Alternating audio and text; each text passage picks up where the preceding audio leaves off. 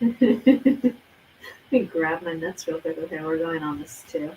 It's still shooting us vertical. That's fine. That's okay. It's supposed to be because that's Okay. on. That's streaming. You can just see my shoulder. With With him, it had him on the bottom and us on the top, so it wasn't. Should we be vertical? I guess not, because this is Facebook and YouTube.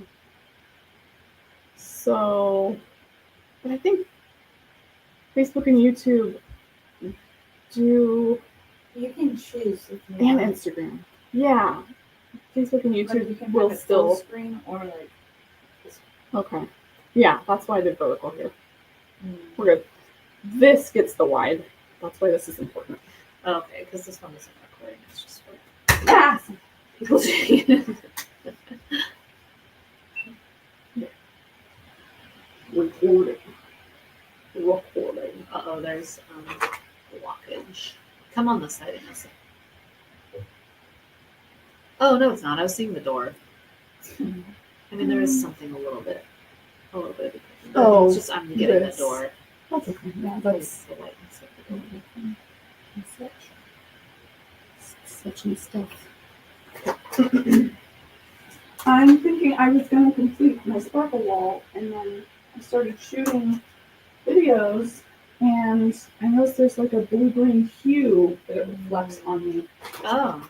And I'm like, I really have to take that out and put it in another. Oh. And you can keep it. It's really cool. Well, I'm thinking of like replacing it with silver. But silver's not going to turn my face a different color. Yeah. I'm like, no, I'm just going to waste it all. Oh. This was a good method. Yeah, the rubber band. Okay, I'm going to get my nuts and another fruit.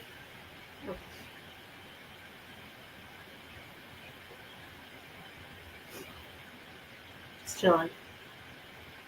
Live. Hi, everybody. We're doing giveaways soon. Courtney's grabbing the giveaway items right now, so stay tuned. Hey. What's up, girl?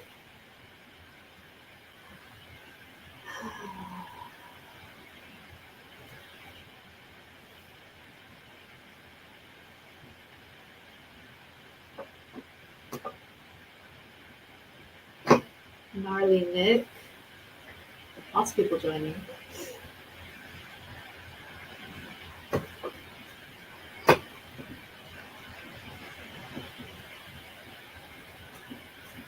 Dee Dee? Is that your name? Dee Dee? Hi.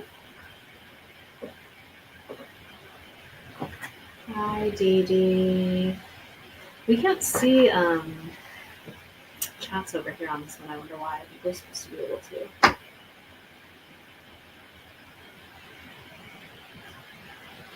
Did we have a good 4th of July? Courtney's not in here right now, but I personally kind of hate the 4th of July, to be honest. So I just stayed home.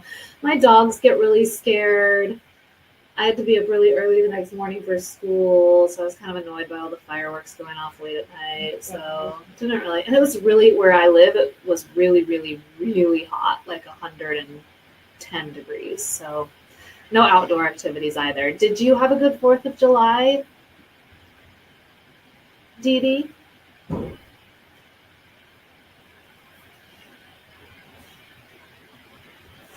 Did you have a good 4th of July?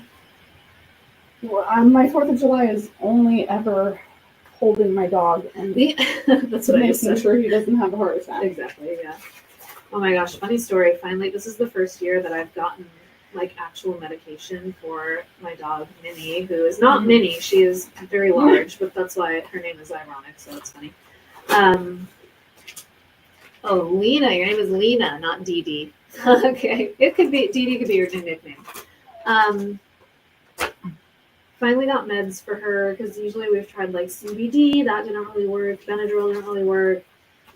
So we tried the official Xanax around here.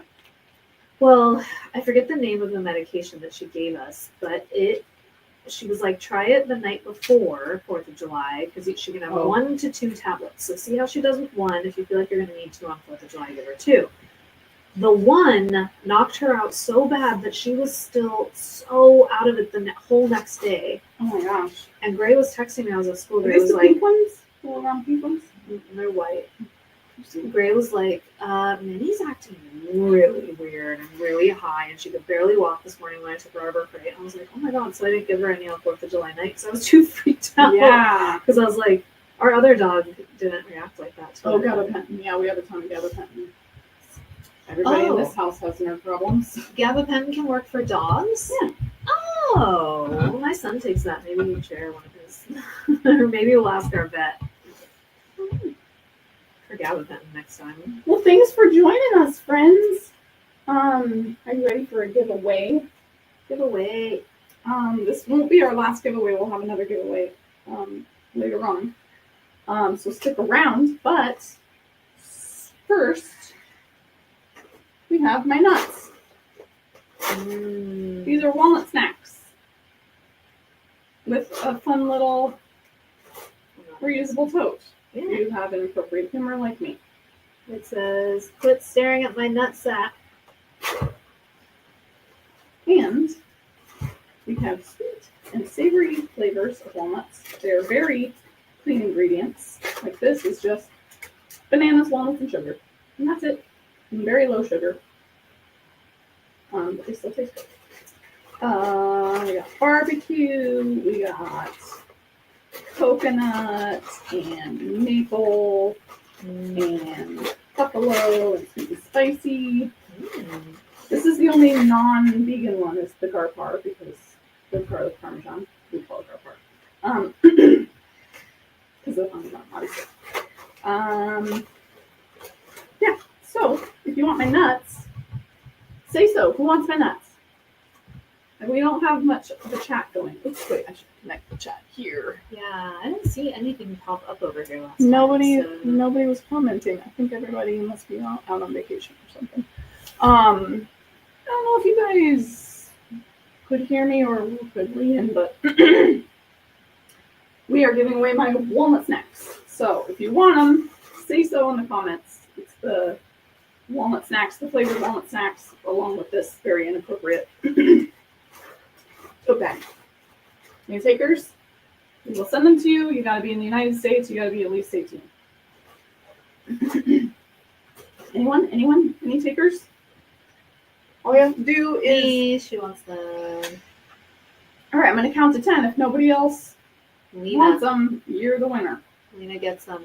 1, 2, 3, 4, 5, 6, 7, 8, 9. Wait for it. 10. All right, you got it. So, I'm his favorite girl. Please DM me your address and what you want, the walnut snacks, so that I can remember to send it to you later. Thank you. Yay, first giveaway. All right, cool. Check. Do we have any other people online? We only have 4 people right now, so maybe we can stop in the middle and we have a little more visitors. Yeah. We also have fidgets, we also have stickers, we also have things that make your fire go rainbow. Yeah, I'm interested. I like a gay fire better than a straight fire, for sure. Mm-hmm. Okay. Episode 10. Episode 10! Double We did it! digits. Yay! All right, today we're talking about, I've been getting a lot of questions about ADHD rage, so to speak, which to me is just emotional dysregulation. So I figured we just talk about emotional dysregulation. Yeah. Do you have any knowledge or opinions you'd like to share on the topic? I have a lot to say on this topic, All just right. experientially, Hi, for Tammy. sure. Were you diagnosed with ADHD? Was this a situation where you got diagnosed as a kid and your parents didn't do anything about it, and so you went as an adult? Anyway, congratulations. Let me know how the journey's going for you, if you need help getting on your meds and all that. then get the fidgets. I'm his favorite. Girls, stick around and we'll do the fidgets in a bit. In a little bit, yeah. We'll do another giveaway. Those fidgets are awesome. Yeah, they're fun. Oh, you can imagine. The Yeah. magnet ones, yeah. Yeah, so I guess we can just start by kind of, do you have an experience of your own with experiencing, I mean, I know we both have had emotional dysregulation, but like the particular, Oh, I get the angriest. how you would of be the like, angry. you get the angriest of the angry. Okay, let's, I inherited my dad's temper, as I said before. I Okay. knew I was neurodivergent. Oh yes. oh yes. You want me to get into it? Sure, that's why we're here. I suppose. I have a lot to say too, so we can okay. sort of banter. Okay. Okay, so I want to start with, we have emotional dysregulation. Not everybody, but it's pretty standard with ADHD and autism and other neurodivergencies and other mental conditions. And it's neurological. This is not just bad parenting or like we never learned how to regulate our emotions. This is something that we were born with that is a structural problem in our brain, So, or, by structural I mean like this is a biology thing where, our receptors aren't doing what they're supposed to, or our neurons aren't doing what they're supposed to. So we will always have emotional dysregulation. Now, what that means is, what is emotional dysregulation? It is really just exaggerated emotions. It's not inappropriate emotions. So it is appropriate to be sad that someone dies, right? Well, someone who was on your cheerleading squad 25 years ago, you haven't spoken to her since, you never really hung out, you weren't in each other's houses. If she dies and you're devastated for 3 days, that's emotional dysregulation. That was an example straight from my own life. Yeah, I was like, this sounds very specific. I was like, why am I so devastated by her death? Like, I loved her. She was a great person and, all the stuff. And it was tragic, but like, this is not an appropriate amount of emotion for this event in my life. I think it's emotion that's like out of, what's the word I'm looking for? I'm running out of words since this is the second episode. I'm like, yeah, the spoons are dwindling. Out of proportion, disproportionate Sure. to the Yes. event. Yes. Appropriate type, disproportionate amount. Yes. So that's how you know it's emotional dysregulation and not something else. Like, I think the big one is like depression or like manic depression. That just like comes and goes as it pleases. But for us, it's directly related to your environment, to the events that are going on. It could even be internal, like you thought of something and then suddenly you're, whoa. But it doesn't just come out of nowhere. It's not like a hormonal imbalance. So, anger is part of that. Now, personally, so if this is a neurological thing, a biological problem, there's only going to be so much we can do about it, but we can do some things. And so, but I don't want you to expect these problems to just go away, because I want you to just make peace with the fact that this will always be a thing. We just have to understand our own triggers, understand what kind of accommodations we need so that we don't hurt the people around us with it.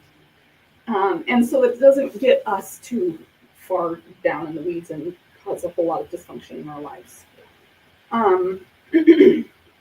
So I don't even know where to start, man, with my own experiences. I mean, I don't even, if you want stories, I'll give you stories, but yeah, I'm a crier. Everything that I feel comes out in crying, even when I'm happy, even when I'm grateful, and even when I'm angry, frustrated, stressed, you name it, I'm crying. It's been extremely problematic in professional settings. I look like an absolute basket case. I'm sure many people have thought that of me, and still do. I am afraid to get another job in an office because I know that there are times where I just cry and can't help it. So the way that I've dealt with my and I get real angry if you I have some triggers that will make me yell, and I want to throw things. I haven't thrown things yet, thankfully. I haven't hit anybody yet, thankfully. If I've gotten this far, I can probably avoid it my whole life. But but I certainly understand those who do end up at that point. Not that it's okay; it's not, obviously. But we're here to help you kind of find some tools to avoid that. And for me, I have found that knowing your triggers is a big one. I know that I get very frustrated with learning new things, with like practicing the piano. Practicing the piano and going to the gym are two real big triggers for me. Excuse me. I think the piano is one of the biggest, and there's a whole story behind it. But now I know the conditions around like what's going to set me off and if I'm going to do this thing, I have to be in a certain mindset. I have to be in a very resilient place, and it has to be with certain people. But that's come from a whole lot of meltdowns and a whole lot of me going, what is it about this that keeps triggering me? And unraveling that for myself and connecting the dots and then putting rules around it. So really the idea is I'm not going to try to tell you to not have all the extreme emotions. You're going to have the extreme emotions, but the place that we need to be able, and we all have different levels of control over that. So wherever it starts all the way back from the start of whatever conflict or event it is, right? And then it escalates, it starts to escalate until you've lost control, and now you're doing things that you're going to regret, saying things that you're going to regret. Either way, how early? Where is the point where you lose control? You have to understand that about yourself. For me, I can feel myself get triggered, and I can hear my voice start to crack, and I feel the tightness in my chest, and I can say, I need to remove myself from this conversation, or I need a minute. And that's it for me. Beyond that, if I convey that to someone and they don't honor it, boom, explosion. So I have to, and I know that there are some people who are triggered by me saying I have to disconnect myself. There are people who have like abandonment trauma who, when I say I need a minute, they go, what? And so it's triggering for them. So I have to be proactive in my relationships and I'm not just talking romantic relationships, I'm talking about my very own mother. I have to give a heads up to people of like, hey, I need to be able to say that I'm triggered and I need to leave. And that needs to be okay. Mm-hmm. I promise I'll come back. If you need if you need me to give you a time or something, that's fine. But I need to be able to remove myself from that situation once I say it. Otherwise, I won't have control. And that has helped me a lot because now at least I know my parameters and I can safeguard myself. And there's been times pretty recently where I acknowledged that and I was super triggered and I was like, if I let this happen one more second, I'm going to resort to physical violence, and that's going to ruin my life. That's going to have humongous consequences. So I have to leave right now. And so it's really about protecting yourself. That's how I manage anger. In the moment, in those triggered moments, like those little moments of conflict or high escalated emotions. There was, excuse me.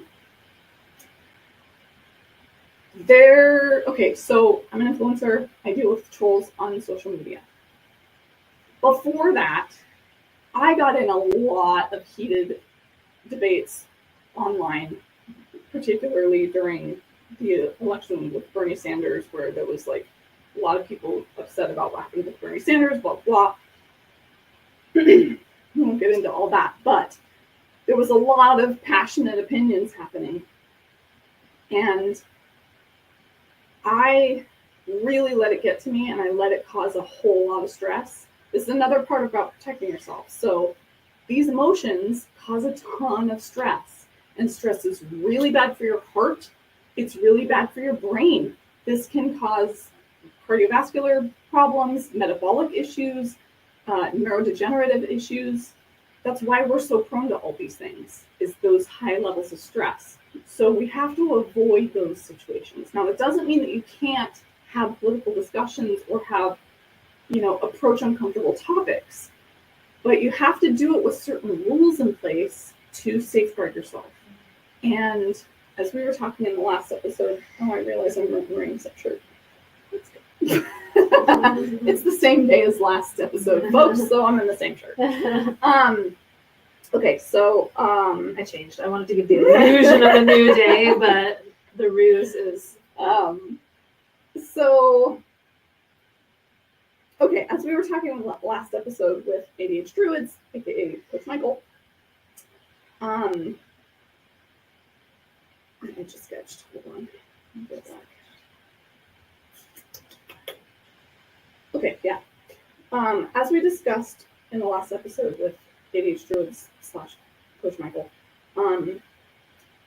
there are times when what you have to say is helpful and times when it's just lost. And part of it is identifying when you're in which situation. So somebody who's just like blurting out a lot of insults and emotional and personal attacks and sound bites, and they're not listening and they don't care, that's a lost cause. If somebody cares a lot about the topic and is just giving their perspective, and it may be sprinkled in with some condescension and whatnot, that's somebody who you can actually have a discussion with. But you have to remember that you can easily get sucked into their emotion. And so you have to go into it with that awareness, and you have to have rules for yourself. And the rules that have helped me are making sure, excuse the term, that my shit don't stink. And ever since I started focusing on, because it's really about us, right? It's my life is about making myself proud, being the person I want to be, and it's not about pleasing people. I don't want to please people that shouldn't be pleased by my existence. I don't know if that makes sense, but my goal is not to please people, because you can't please everyone. My goal is to fight for what I believe in, be the person that I'm proud of, go to bed every night going, I'm really happy with how I handled that. Because at the end of the day, I don't ruminate about what somebody else said to me. I ruminate about my own behavior. I only ruminate about what someone says to me if it's about my own behavior. If someone says that I'm a hypocrite or I'm a whatever, they point out something that I feel really, I don't want to be that person. So my goal in every conversation, in every discussion, is to act in a way that I will be proud of. That does not include personal attacks, condescension, insincere questions like leading questions, manipulation, playing to emotions, any kind of manipulation or emotionally driven tactics, I don't think are helpful in the discussion and making progress in the discussion or in protecting yourself, not getting triggered.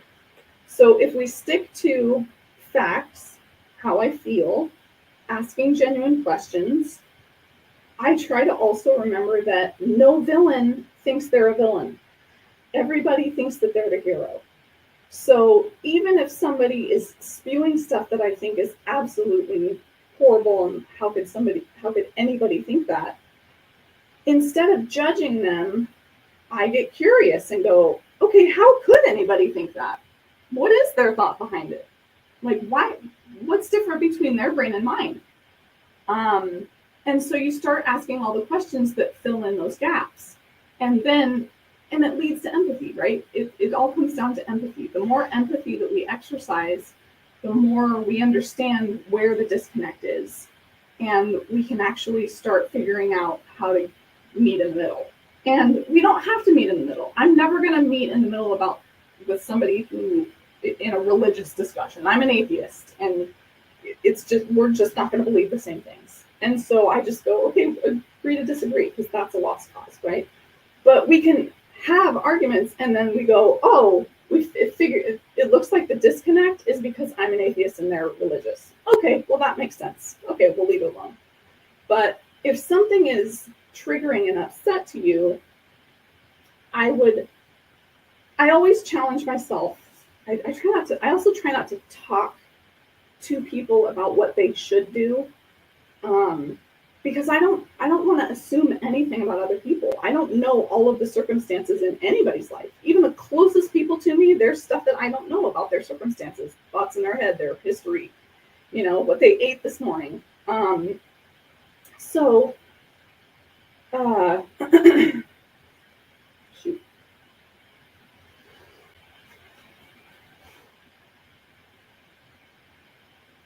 I don't say anything about them.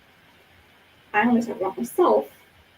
Okay, so since I'm self-focused and I just want to be somebody that I'm proud of, and I want to fight for my causes, and I don't want to be insulting or hurting or unfair to anyone, God damn it. Spoons are gone. Keep I'm just sketching. Yeah.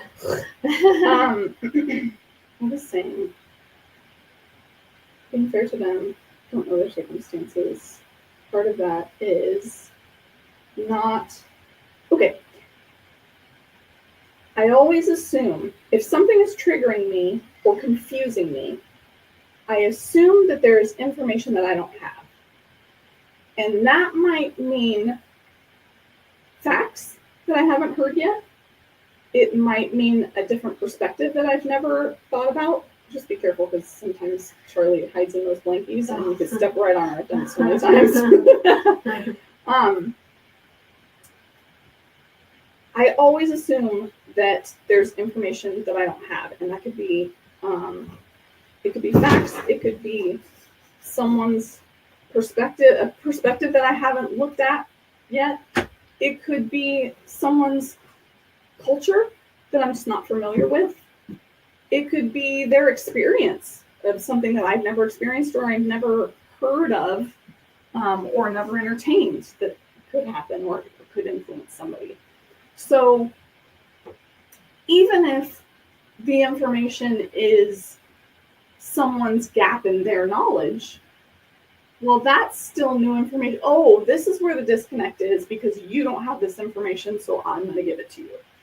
So even that is an assumption of my own, like, I don't have all the information. And part of that is, oh, it looks like you don't. The reason we're not agreeing is because you don't know that's XYZ. And that can usually, with those rules, I have been able to, I think, engage with people in a way that doesn't upset me too much and has been effective. Like I said, I have turned a couple trolls just by hanging with them and giving the benefit of the doubt, like extreme benefit of the doubt. Like even with the most despicable people that you can think of, there's a reason behind their behavior. What is that? What have they gone through? What have they seen what has influenced them to have that perspective. Because if you can understand that, you can meet them at it and start to point out, what gaps there might be, what inconsistencies there might be, or learn from it. Maybe it's information you don't have. And I have to go into those discussions assuming that there's information I don't have. And it's proactive humility, and it helps me stay resilient throughout the conversation because it keeps me from getting too personally invested.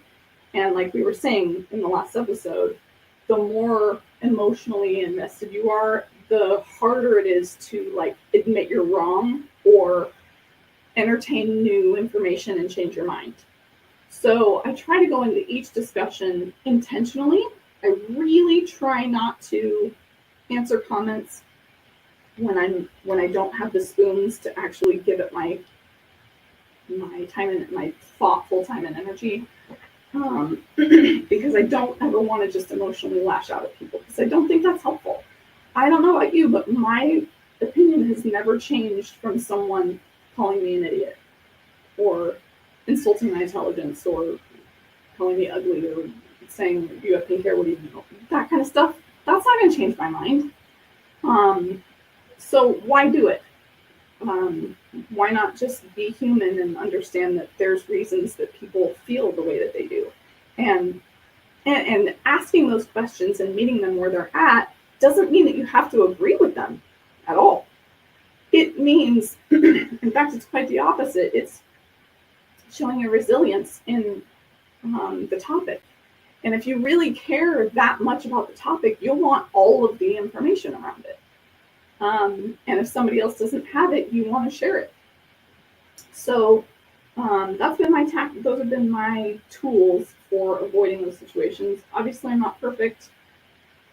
Here's another tool, is allowing myself imperfection. The point where I realized that like perfection is unattainable, it's unrealistic.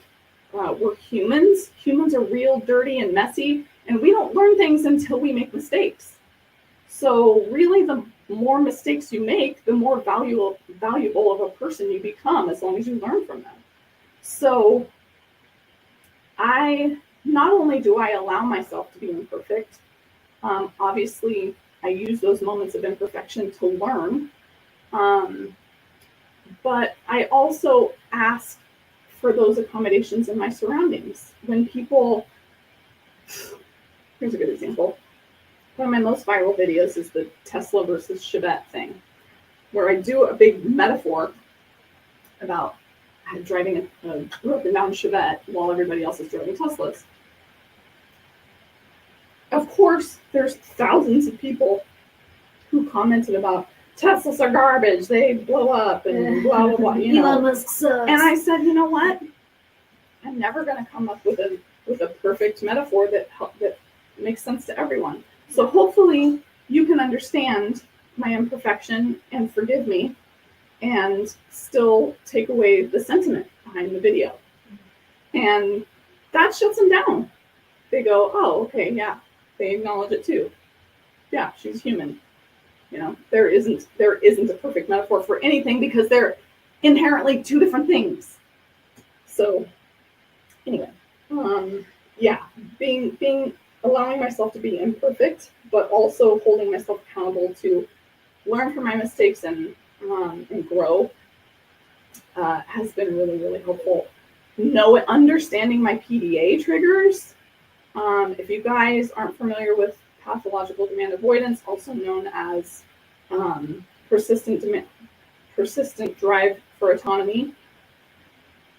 Excuse me. I do have a PDA video that you can watch that kind of explains it a bit, but that can unknowingly cause a whole lot of triggered anger. So if you know your PDA triggers, that's super important. Know your preferred types of styles of communication. How do you prefer that someone asks you to do something? The more you can communicate to that to the people around you, the more you can avoid those triggers. And unfortunately, yeah, this is a disability and it's going to require avoiding triggers because you can't tough love yourself out of this. I know that we grew up in a tough love era where it was like, no excuses. It's not an excuse, it's a disability. It's like that guy can't walk because he has a disability. It's not an excuse. So self-forgiveness, self-acceptance, understanding that you're imperfect, but working with it and knowing your parameters and asking for the accommodations that you need according to those parameters. And it's really healthy to sit down with your partner, with your family, with your loved ones, even with your boss, and be like, these are where this is the point where I am uncontrollable. So if we can, here's what I need from you in these kinds of moments. That's all. Okay, so you're talking a lot about like tools and tactics. We're gonna jump in the time machine and go back to like the 1980s, 1990s when I was growing up, and I didn't ever learn any tools. I wasn't ever given any tactics. I grew up in a home where there was a lot of heightened emotion all of the time. It was just, that was the dynamic. But at the same time, you weren't really allowed to have emotion. So you get pushed to the point where you're having the emotion, but then you get in trouble for having the emotion, right? So, but no one tells you how to deal with that. And so I went into adulthood with all of these unresolved issues and all of these questions and all of this shame about the way that I react in certain situations. Because it is a big source of shame for many of us who can have moments where we get out of control with our emotions, cause a scene, maybe throw things like Courtney said, throw things, slam doors, yell, scream, say things that are below the belt. Say things that are, I don't know if I've ever really had that as one of my, but I'll definitely. There's people who get real mean. There are people who do get really mean when they're angry. I'm more of just like a door slammer, a stomp around and throw things, a break something.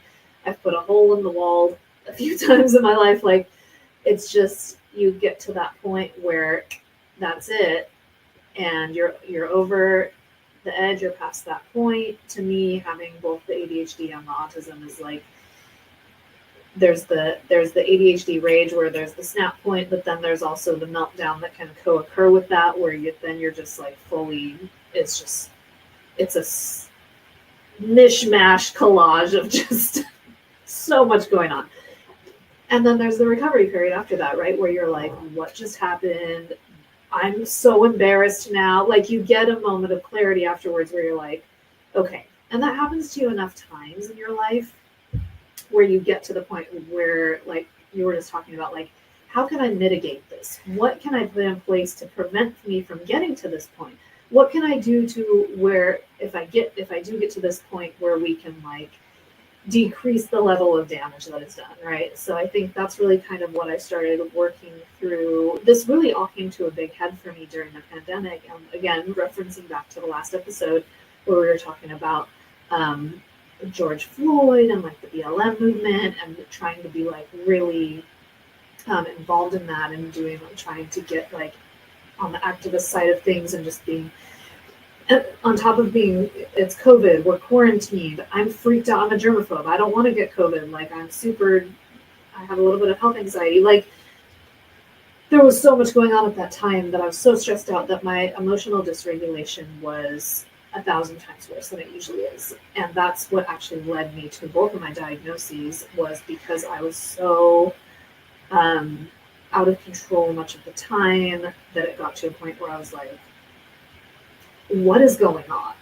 Like, what is going on? I'm a person that I don't recognize. Yeah, what is going on? Like, I've had these brief episodes in the past spaced out and under very specific circumstances, but it got to the point where I was in burnout. I know that now looking back. I was totally burned out, and when you're burned out, your threshold for everything is lowered.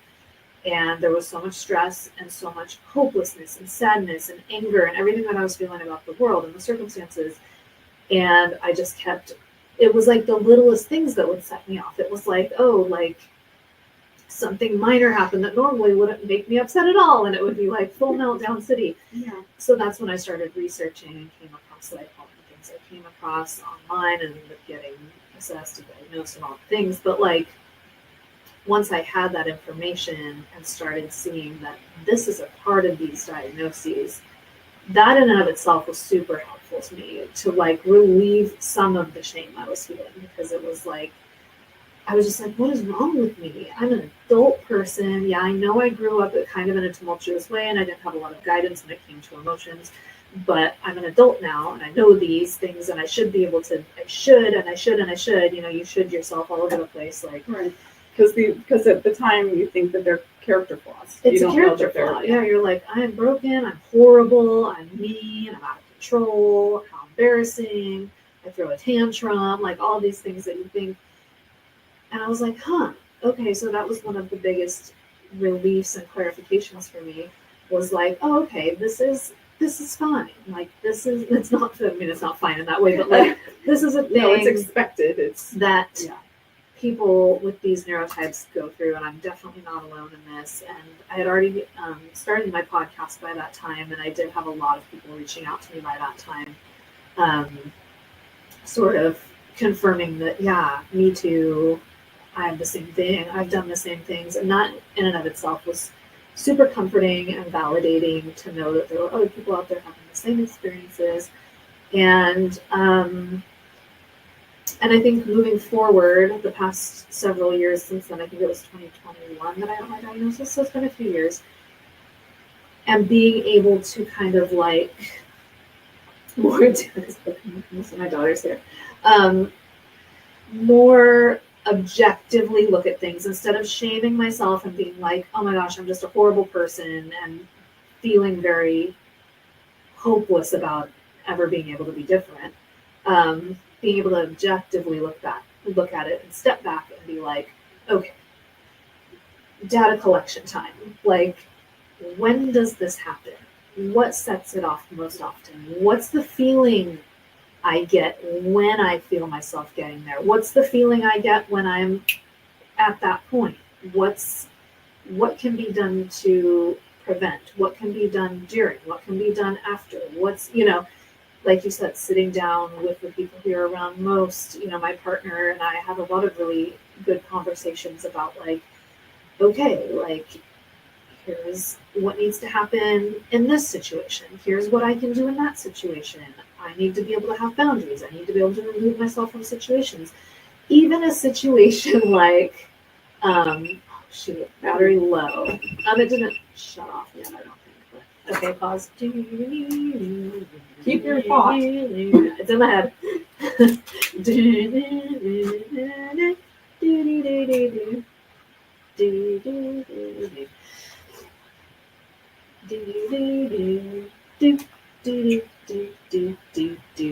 Key change. Do you know that song?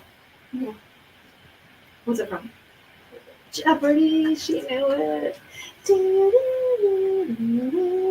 autistic though. She totally watches Jeopardy. Grace? Yeah. No, she doesn't like learning. I hated anything with big words. She likes learning about stuff she's interested in. She's not necessarily interested in Jeopardy. I'm not a fact person. I like Jeopardy. I'm to kind learn. of a factoid person. I never remember them. My working memory is horrible, but I like to know them in the moment. Okay, battery. Sorry guys, our battery was done. Ooh, reset. Okay. There you Why does it say that this battery has 1%? go. Uh-oh. Are we serious right now? It was You know, charging, I right? think I can plug it in, actually. This has been plugged in. What the hell? Can I not push down for it? I think there's something going on with that battery. This is not the first time I've had a problem with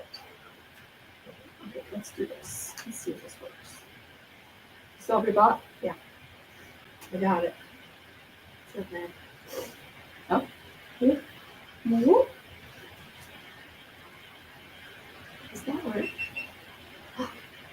Woo! Why haven't we been doing that this whole time? Not enough power. You put the whole power off next to a 5-volt 2-amp power supply.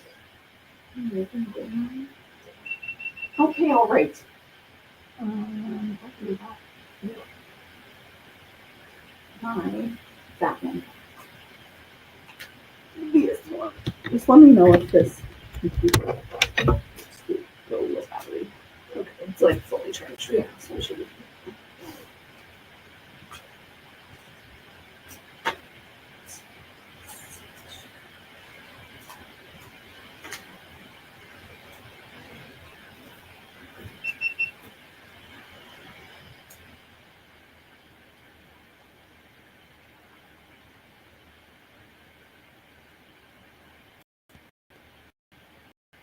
Okay.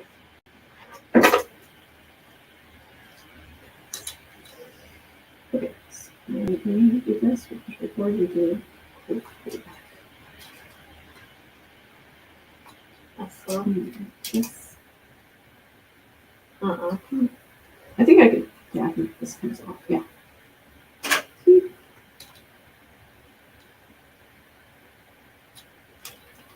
Sitting there with the cord on the phone. Oh, that's why this thing's in there. Oh, there we go.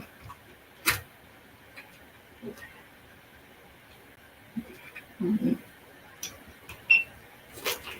There we go. That's good. We're packing with it. Oh.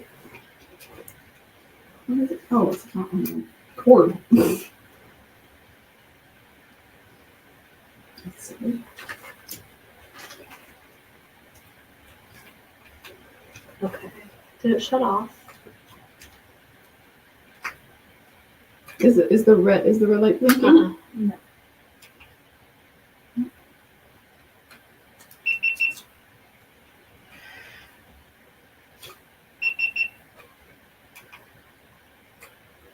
There we go.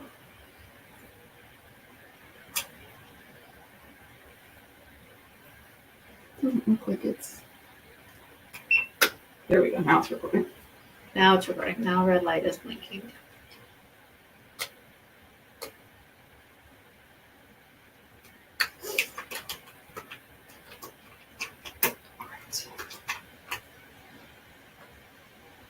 All good? Yep. Okay. So.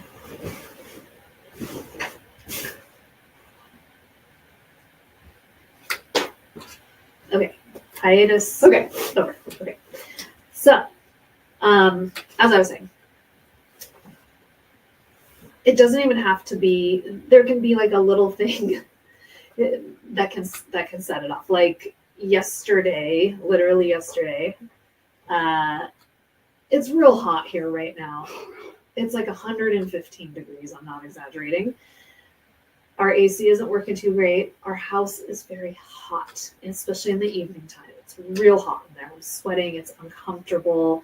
We're worried about our dogs. They're panting. There's a lot going on in the house lately because of the heat.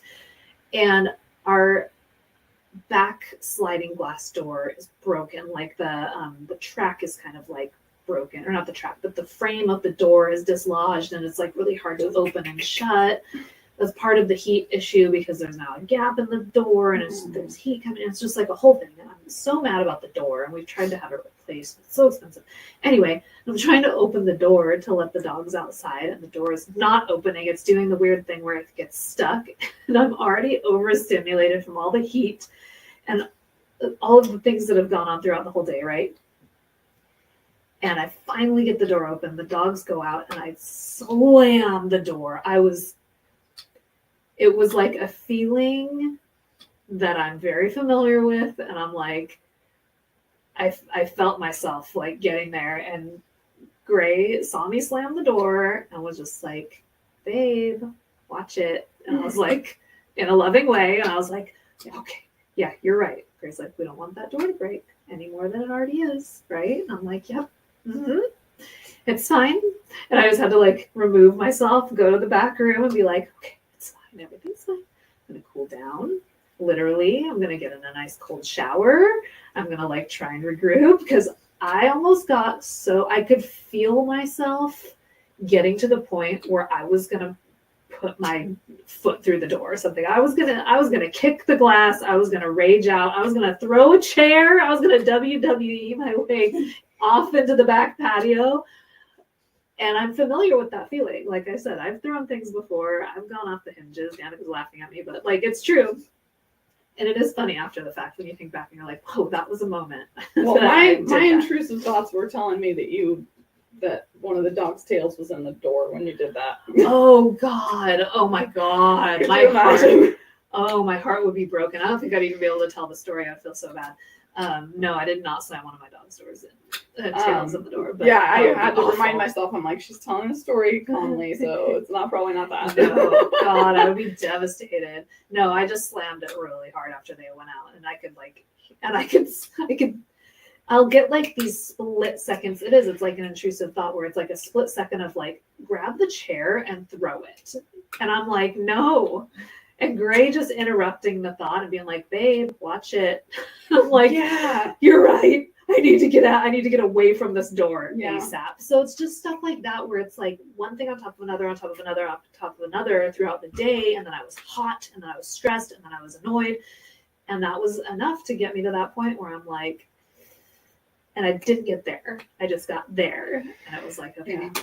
So well, and that's a good illustration of the part that our partners can play, and how the part we can play as partners. Because as neurodivergencers stick together. yes. So there's usually two in the relationship. But I wonder if Gray in that moment had come up and just like rubbed your shoulders and said, I guess the same things or whatever, do you think that would have disarmed you a little quicker? I think just I'm at the point now where like just hearing their voice and having them interrupt that thought Mm-hmm. was enough, where I was like, okay, if I started to get more upset, then maybe like a bigger action gesture would have been more helpful. But like, I don't know that I actually would have put the chair through the door, but that was the thought that was entering my head. And sometimes I do it.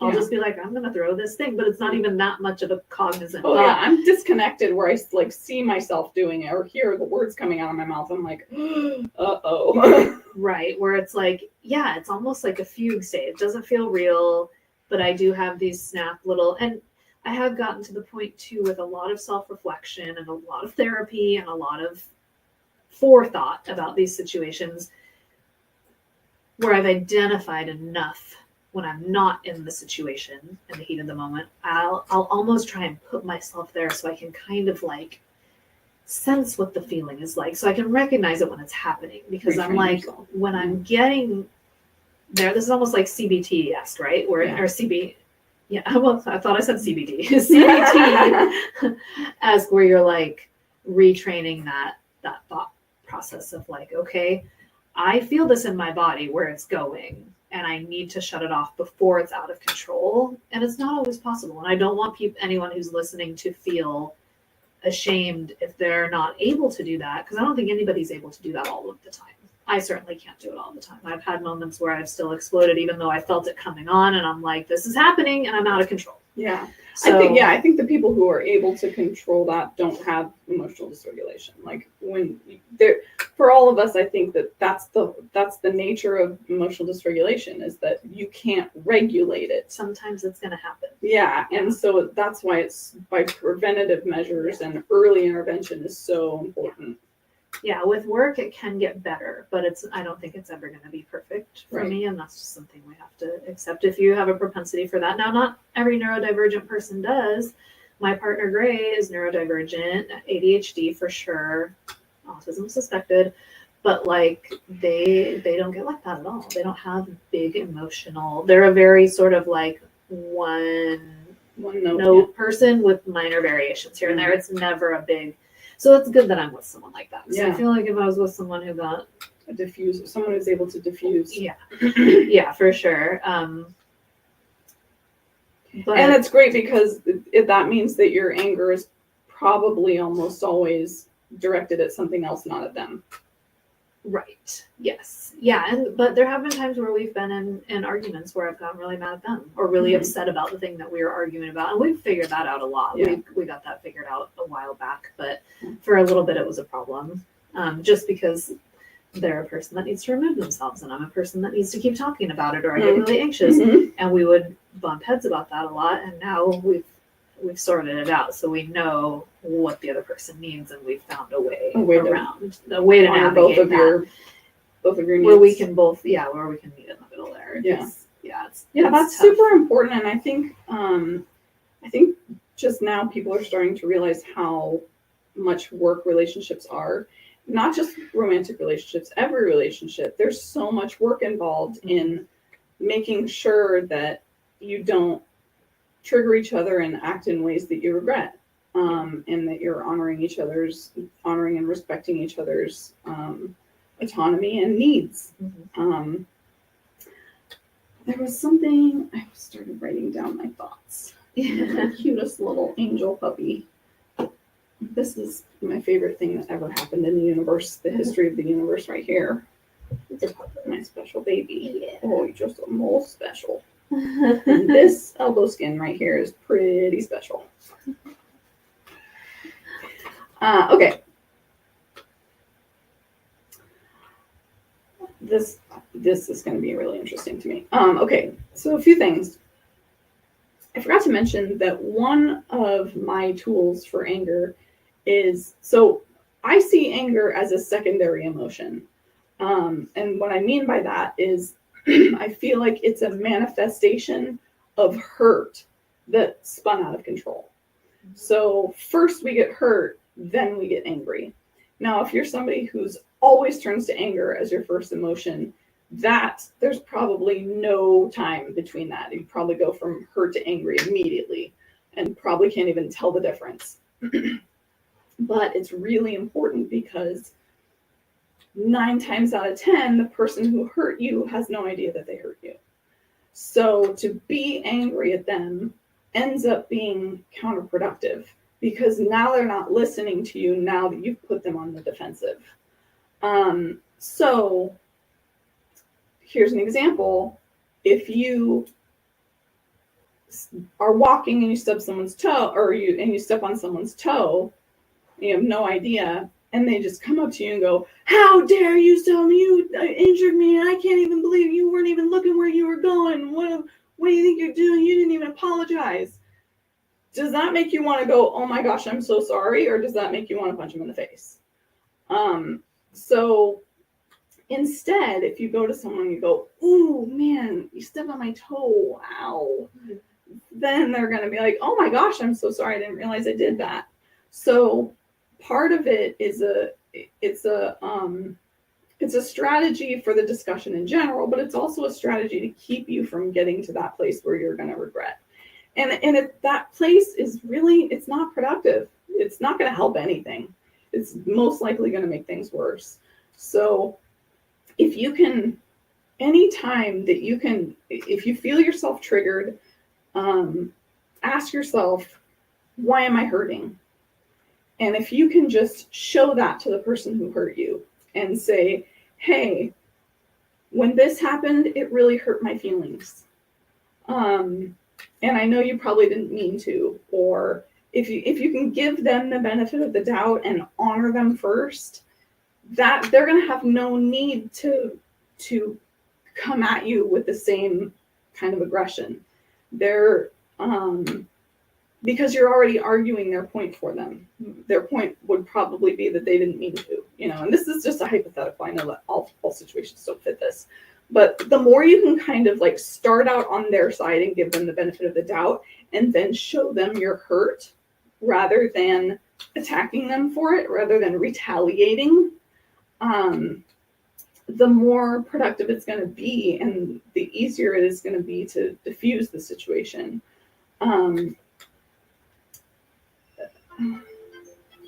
Oh, that must have been why it ended, because I didn't.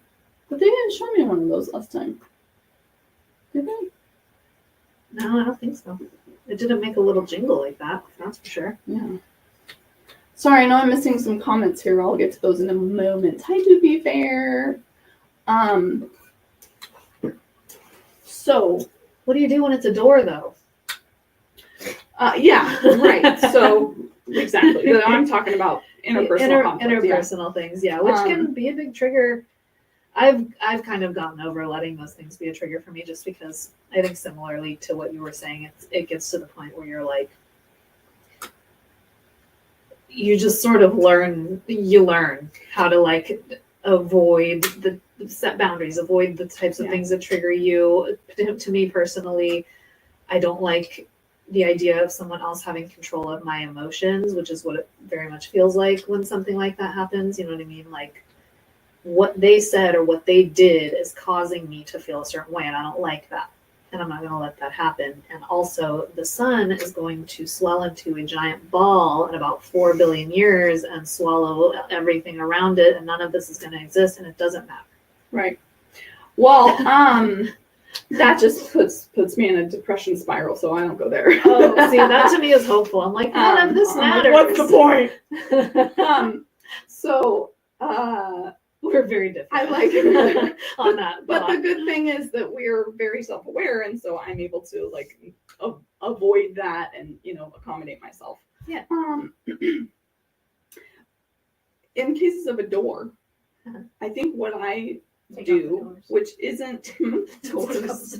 I think what I do, which isn't like super, it's not like a fix, but it's better than like destroying your property and upsetting everyone in the house. Yeah. Is that I show myself my hurt. I go into self-pity land of like, everything's not working today. Like the world is out to get me. And I just let myself like cry and sulk in my own misery of like, I have a black cloud over my head and everybody hates me. Yeah. And then like the serotonin comes rushing in because I'm crying, and then eventually it just dissipates. But I liked what you said about, you mentioned autonomy in your emotions. And I think that is super important in interpersonal interaction, is giving people the benefit of the doubt and allowing them space to be self-aware themselves, and acknowledging that they probably don't work in the same way that you do, and allowing them a space to figure that out and be different. Just like you and Gray have that one place where you have different needs, but you allow each other to have those different needs, and you've found a way to work together with it. And another thing is, a big trigger for most animals is control. Like, something that's super interesting to me is dogs don't get aggressive, don't get territorial out in the open. They only do that in domesticated, because they're closed in somewhere. Like, there's this video that I watched. It's just this little viral video where there's a gate like going into someone's property, and there's a dog on either end, and they're like snarling and biting at each other through the gate, and the gate's opening, and they're following each other through the gate. And then as soon as the gate's gone and it's an open space, they're friends now. It's only when they're enclosed, and it really comes down to control. The more we feel out of control of our own life and actions, the more we feel smothered and trapped, the more panicky we get, and that can be a trigger. So you've got to allow yourself that space, and you have to allow that for others too. Not you, me. Yeah. You don't have to do anything. Yeah. Or you, if you want. Yeah, sure. Autonomy, if you want. You do what you want. This is just what I do. I wanted to ask you about alexithymia. And I hope this doesn't go on too much of a tangent, because I have been exploring this topic for the last couple weeks. because somebody close to me has it, and I'm realizing, like, when I first kind of learned about it, I guess I had an unintentionally ableist view of it, of like, oh, well, you just need to get out your emotion wheel periodically and, check in with yourself and ask yourself what you're feeling. Yeah. No, otherwise it wouldn't be a neurological condition. Right. by definition, Yeah. you can't do that. So, and it occurred to me, and then, like, once I got to that point, I was like, oh, okay, well, that sucks for them. Happy to help them figure out what they're feeling. But then I started to see and realize how, by the way, sorry, I didn't explain it, alexithymia. Alexithymia is the inability to understand clearly what you're feeling. The emotions aren't clear to you, of like, oh, I'm sad, oh, I'm angry, you just know that something is going on and you don't know what it is. So then it occurred to me that if you aren't clear about your own emotions in certain situations, how can you possibly be a good gauge of somebody else's emotions and intentions in certain situations if you don't have a reference point? So there can be a lot of misinterpretation of, like, what somebody else is going through. So there needs to be that benefit of the doubt, that genuine curiosity of, like, are you mad at me? Instead of assuming that someone's mad at you. Or did you mean to do that? Instead of, you did that on purpose. Because I don't know about you, but when somebody assumes that I'm mad at them, it's like, well, if I'm mad at you, I want you to know. Otherwise, what's the point of being mad? To You would stress know. myself out? Yeah. No. I want to fix it. I want you to say you're sorry. I want you to whatever. So I think that, anyway, that's one of the reasons it's super important to check in with people and give them the benefit of the doubt and be curious instead of assuming, to avoid those kind of situations. But I wonder how somebody with alexithymia, and I know you're not a therapist, but do you know what kind of tools and helpful systems or tricks would help somebody with alexithymia? No. Short answer, no. I've been a little bit on the fence about whether or not I have alexithymia. I have suspicions about people in my family maybe having it. Where, to me, I can identify emotions. Some emotions, though, if they feel very similar to one another, I have to think about it.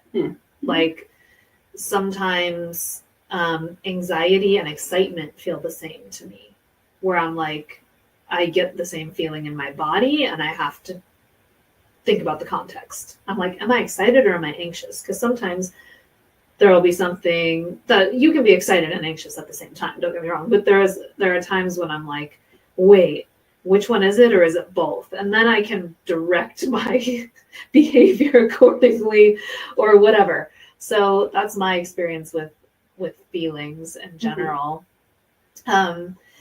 But I don't know enough about alexithymia specifically to kind of like know what may or may not to troubleshoot it, because it's like the fact that I can cognitively get there and be like, let me think this through. What thing am I feeling? Is that alexithymia? Can people with alexithymia do that? Yeah, I don't. Or are they just like not even able to sort any of it out? So if anyone has alexithymia, well, here's what. Let us know. Yeah. I know when I'm mad. I know when I'm mad. Yeah, that's the only emotion you're sure about for sure. We haven't given away the fidgets. We will as soon as we're finished with this conversation. So the reason alexithymia came to mind was that there was a lot of, how are you feeling? What, or like there's just visible distress, and it's like, what is it? Is it anxiousness? Is it panic? Do you feel restlessness, or is it emotional? And thinking, searching, I don't know. Yeah. And that's like a daily thing. And usually when you do something that often, you start to get faster and better at it, but it's still just I don't know. And so that's really difficult. I thought about like making an app where you can kind of go down a flow chart of like, let's start with positive, neutral, and negative. Yeah. Can we do that? And then we can go, maybe we can at least narrow it down to a few things. Yeah. Yeah, so that's difficult. Yeah. But I would, again, give the benefit of the doubt, because for me, you don't know if somebody has alexithymia, and they don't know what they're feeling. So it's always best to ask and don't assume anything. And if you don't know, if you have alexithymia and you don't know what certain things feel like, that probably definitely makes it harder to empathize with what other people are feeling. Right. Or know what they're feeling. Exactly. Or recognize it. Yeah. And I think that's where some of like the empathy struggles come in, where it's not actually empathy. It's just like you can't sort out maybe what someone's feeling. Yeah. And I feel like those are two very different things. If you just don't know what you don't know, you know what I mean? So right. Ouch. But if you ask and then you trust your partner with the answer, or your loved one, or whoever you're engaged with, it's really just about trust and benefit of the doubt. And remember that the more you can do these things, the more productive it is. Yeah. Getting angry and lashing out is not going to help anything or anybody, including you. It's just going to give you a heart attack. Yeah. Or neurodegenerative diseases. And I will say, I want to add in too, that if you do feel like this is an ongoing issue for you, it might be worth exploring with either a knowledgeable doctor who knows enough about neurodivergence to kind of suss out what's going on, or a knowledgeable psychologist or psychiatrist, because I think there are a lot of co-occurring things sometimes, and maybe you need medication. Like maybe you're dealing with some underlying depression or an anxiety disorder or something that's causing your emotions. You might have the emotional dysregulation piece, but also something that's causing it to be more like how I had extrinsic factors that were causing me to be more out of control than usual. If you feel like you're disproportionately out of control, like from your baseline, that's something to explore if you can't figure it out on your own, because there might be something else going on there. I'm so glad that you brought that up, because my medication has made me so much more emotionally resilient. In fact, Dr. Dodson in his talk talked about how the medication gives us like a emotional armor, he called it, which is 100% true. I have much more stamina to sit. I can face somebody who's triggered and go, okay, you're triggered. I understand, instead of getting sucked into it.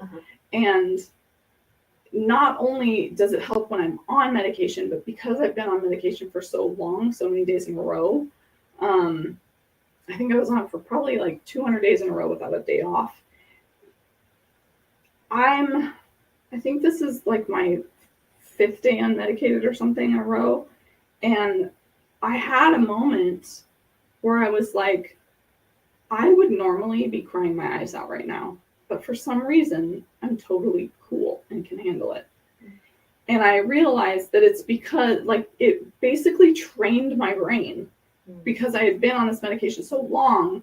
I had gone through so many of these circumstances that would normally trigger me, but didn't get triggered, that it inherently formed a habit, a neurological habit for me. So now I just have more resilience because I've had the medications help for so long to develop that habit that would not have developed on its own. It's like exposure therapy almost. Like you got exposed to the thing under like a Yeah, controlled yes. situation. Like how they do with like PTSD Yeah. treatments with like MDMA and stuff, where they put you under, and you relive the thing, but this time it's under a controlled emotional state. And shoot. Hold on the thing. Sketch. I feel like that should be your next tattoo. An Etch-a-Sketch. It has to not have anything on it. It's just an empty Etch-a-Sketch, wiped clean. Should we answer some, or should we look through some comments? Sure, and maybe give away some fidgets. Yeah. Do our segments. Do we have anything else like big to say about this? There was something about the medication I was going to say. Oh, I just want to throw this out there. Yeah. Again, like stimulants are known to have side effects that like ramp you up and stress you out, especially for those of us who are hypersensitive or autistic. Here's the thing is that what's happening is your norepinephrine is too high. So and this isn't medical advice, this is like generalities, this is a tendency. So if you identify with this, maybe talk to your doctor about this and pick their brain about it. But stimulants tend to bring up our dopamine and norepinephrine levels. And for a lot of us hypersensitive people, we're already high norepinephrine. So that just makes us super stressed out and our sensory issues go through the roof. There is guanfacine and clonidine that are alpha-2, the word is adrenergic, adrenal, Jesus Christ, agonists. You got there. Alpha-2 agonists, guanfacine and clonidine.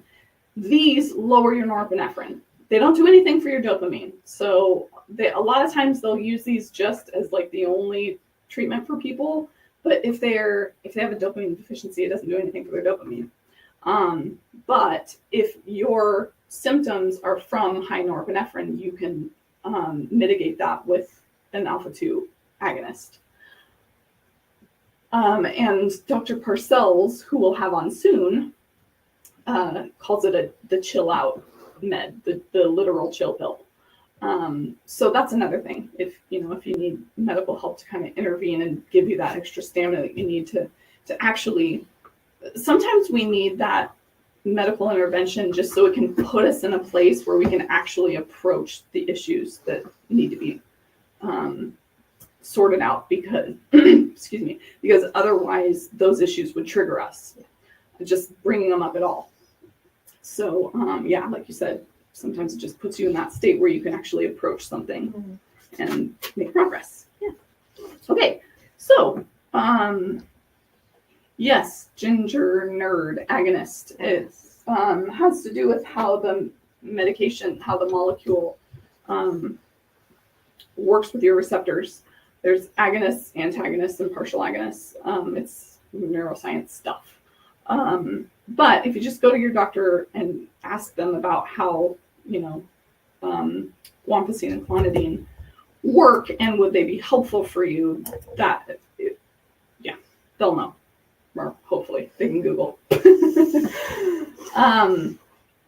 Okay, so who wants fidgets? I know that, who was that person? Lena? Was it Lena that had the big, bold? Lena, are you still there? They wanted a fidget for sure. Where are those fidgets? Do you have them? Yeah, they're in that. Oh, that paper bag right there. Sorry, I have sleeping Oh, that's okay. It's a debilitating disease. I need to get my butt unstuck from the chair. Right here. Cool. Yeah, I just secretly wanted to play with one. So. Is that person even still here, Lena? Lena! Speak up. Speak up if you want fidgets. If you're in the U.S. and you're 18 or older, let us know. Who wants fidgets? One of the blue ones are There we go. It's these kind. These are so, I really like these. Oh, this is a bunch of different colors stuck together here. Oh, yeah. Well, Anybody? Say so in the comments if you want fidgets. I'll send them to you for free. As long as you're in the US. you already have one. Yeah, but these are Okay, Ginger Nerd. What you have to do is just DM me your address and tell me what color of fidget that you want. These are magnetic fidgets. They're called Stimags. They're really cool. They're really fun to play with because They're kind of clicky, stick to each other. almost like a clicky pen, but not as annoying. Excuse me. I'll put that.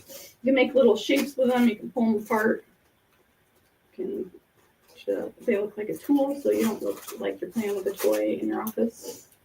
Yeah, they're very Isn't cool. there supposed to be more than that? No, they just give me all different sizes and colors. Okay, anybody else? Last call. Speak Who now. wants fidgets? What are the color options? There's orange, light blue, purple, black. Oh wait, is that light blue? Light. It's more like a lavender. I like light. Dark purple. This color blue. I think that's it. Green. This. Yeah. There's like. Oh, maybe this is blue. This is like a periwinkle. Yeah, Purple. it's like this color.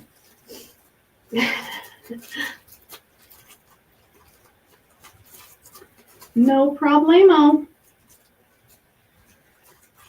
All right. Okay. Segments. Segments. Let's do our segments. Now it's time for friends and followers. Okay. Both of mine today are podcasts. Hmm. I'm a podcast. Are you a big podcast person? I mean, besides doing a podcast. No, like- here's the thing. I love podcasts. I don't have a situation in my life where it's good to listen to one.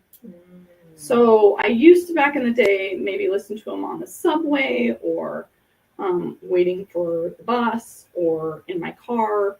But now I don't really spend any time doing those things. I'm just all around the house or on my computer. And when I'm on my computer, I can't have other noise, or I'll be distracted. Right. So I don't even really sing anymore, which sucks. So I don't have a place where I get my podcasts. I don't really engage in podcasts because I don't really have a time to. I've been trying to watch B&E with Jordan because it's funny. But even that, like, when do I? Yeah, I listen to like, podcasts maybe in the all middle of the time. night when I'm can't sleep or something. I mean, in my car, I'm listening to them, but I do have a long drive to school. When I'm doing any sort of housework, dishes, vacuuming, anything, podcasts, anything, making my cooking, podcasts. So I listen to a lot of podcasts. Good. Yeah. So I appreciate the podcast listener audience. well, obviously. We need more people like you. Yeah, I'm kind of a podcast junkie. So good. I'll go first. My first podcast recommendation. These aren't neurodivergent specific. They're just podcasts that I really like, but they have a neurodivergent bend. So the first one is a pretty popular podcast. It's called Armchair Expert. It's been around for a while. It's Dax Shepard. He's an actor. If you Yes. don't know, he's been in a lot of comedies. Employee of the Month. Didn't he do Idiocracy? Idiocracy. Yeah, he's a funny guy. He's married to Kristen Bell. I love them. Great. Both of them are hilarious and adorable. And he does the podcast with his good friend talking about male-female friendships. In the last episode, one of his best friends, Monica, who's obviously a woman. Not my friend Monica. And I love this podcast because they do a lot of different things. They do interview celebrities, but they also interview experts. Sorry, is this Armchair Expert? Expert? Yep. So they interview experts on different things. They interview celebrities, but they also do other offshoot episodes that are just like little things that are fun. But what I really enjoy about this podcast, aside from the fact that it's just entertaining and something I can always kind of have on in the background and not feel too some podcasts are serious and you really have to pay attention and listen to every word. This was just kind of like a fun, lighthearted one. And I really like what Dax is doing. For one, I've clocked that he's neurodivergent. Oh, yeah. He doesn't know. He's mentioned on the podcast about like, maybe I have ADHD, but I don't know. And I'm like, dude, I need to tell you something. But he's just very kind of like open and honest about his journey with like addiction. He talks very openly about the fact that he was molested when he was younger, how that's been like a formative experience for him, and the ways that it's influenced his life, very specific stories about his addiction and recovery journey.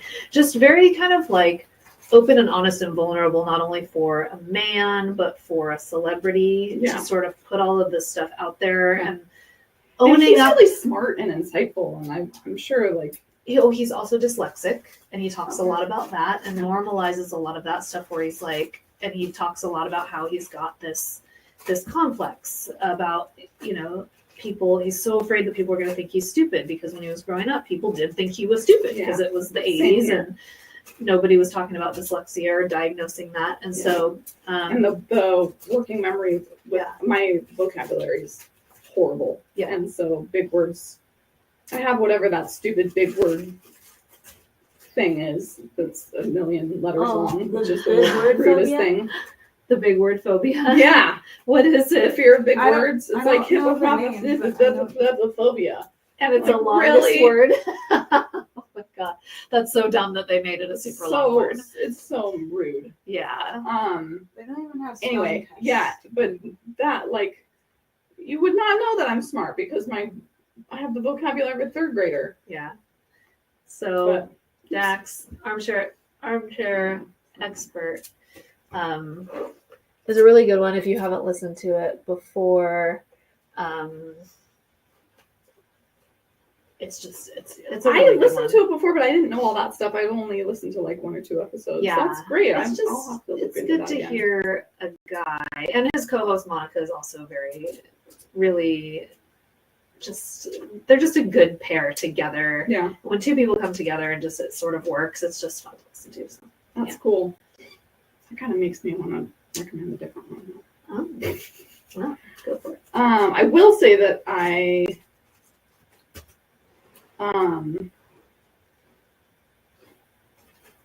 maybe I'll do that.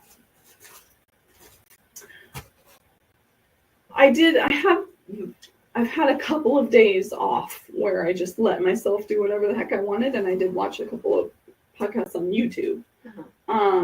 And one of them is Wild Ride with Steve-O. Oh, he was on Armchair Expert. I thoroughly enjoyed their interview. Talking about addiction recovery, right? Yeah. Yeah. I cannot get enough of the addiction recovery story. I can't. It's good. I love the people that go through it. I love the stories. I love the growth, the insight. I love that each person has their own unique journey. The type of person who gets up every day with the cards stacked against them and still manages to it's just, I admire and honor and love those people so much. And they're usually super chill, funny, smart people who care a lot. And I can't get enough of that. I love it. So yeah, like Dax, he has people on there who, have, not everybody, but he does have tend to have some people who have been through stuff like that or something adjacent. Yeah. So yeah, Wild Ride then is my next one. Wild Ride, Steve-O. Yeah, I like that. Yeah, from Jackass, by the way. From Jackass, yeah. I think we all know Steve-O, right? I mean, there might be a generation gap, where some younger people might not know about Jackass, or people who are not in the U.S. Okay, my second one is more niche, but it's something that appeals to me, and it's really interesting. And if you're a person who likes the topic of space travel, I said this is really niche. I don't know how many people out there would be interested in space travel. I think a lot of autistic people. You think so? Okay, oh good. God, here we go. yes.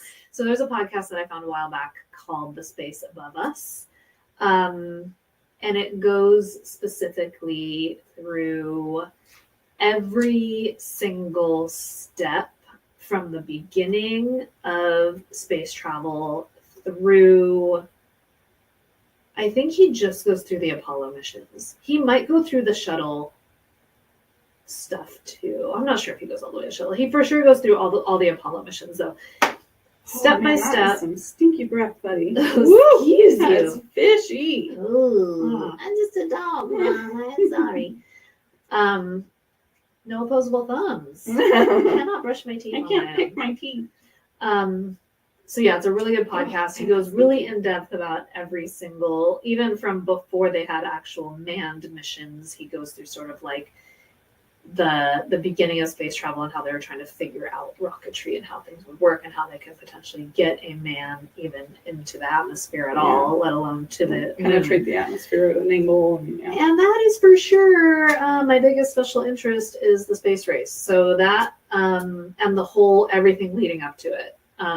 So that podcast to me has been. Sorry, what was it called? The Space Above Us. I listened to it on Spotify, but I'm pretty sure it's on Apple Podcasts too, and probably other places. So if that's an interest of yours, you might find that podcast really cool. And even if you're not interested in it, it's totally cool. Yeah. So my next one is, I believe it's a show, but I've just been seeing their clips on social media. But it's called, I believe the show is called Smarty Pants. But I know that the username on Instagram that I follow is Smarty Pants Do. Dio. Smarty Pants Do. It's a fun little show with smart people, and I don't know what their criteria is for who's on the show. I don't know it that intimately. I just kind of came across it. But I believe it's people, it's comedians, it's science and interesting facts with a comedic spin. So you'll learn something, but you'll also giggle. And I love that. They, like one episode, they went into the WNBA and talked about all the like behind the scenes, like, did you know that so-and-so are married and this is the dynamic between them and blah, blah, blah. And this is why it's so much more interesting than they call it MNBA. MNBA. Yeah. Well, WNBA is much more interesting than MNBA. Yeah. And they always start with, when they say them both together, they start with WNBA and MNBA. Yeah. Like, why do we get the W? I love it. I love it. Anyway, you can learn all sorts of stuff. A lot of it is science. Some of it's just random facts. It's a show? I believe it's a show from what I read.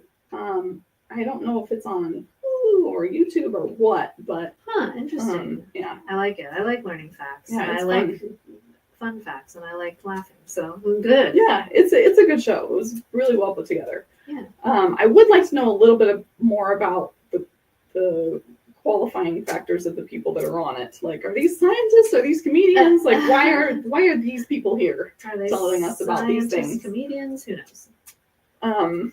Yeah. So that's mine. Okay. That's Next segment. Oh, character. You're such a character. Our next segment is You're such a character. You're such a character. You're such a character. You're such a character, Courtney. Okay, you go first on this one. Okay. This segment, if you don't remember, we've done this one before. It's where we point out a character in a movie, TV show, book, somebody who's well known, who we relate to. Yeah.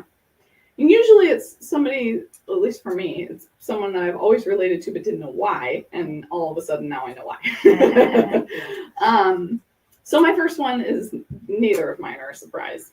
But my first one is Red from Fraggle Rock with the pigtails.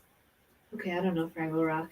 Oh, she's the fun one. Okay. She's the one who's always interested in whatever you're doing and loves everybody and wants to play and wants to help people. Okay. And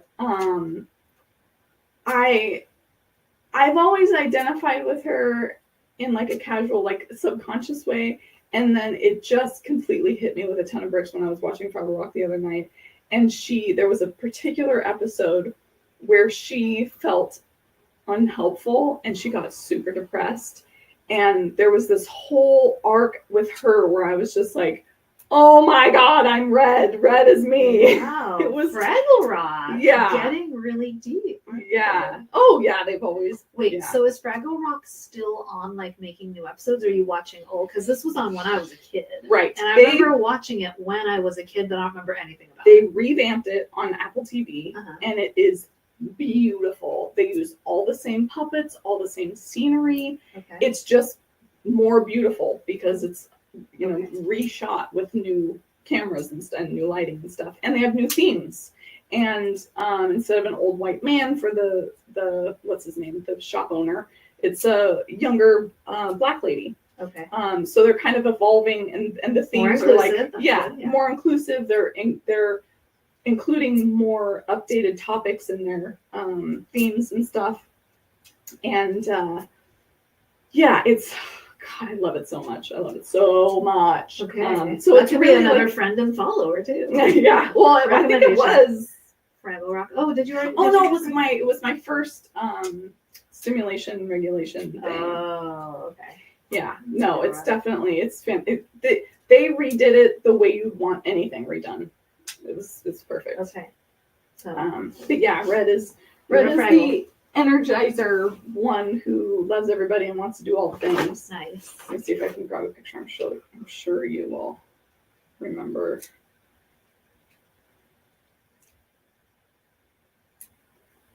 Oh, yes. Okay. Very familiar. Fraggle.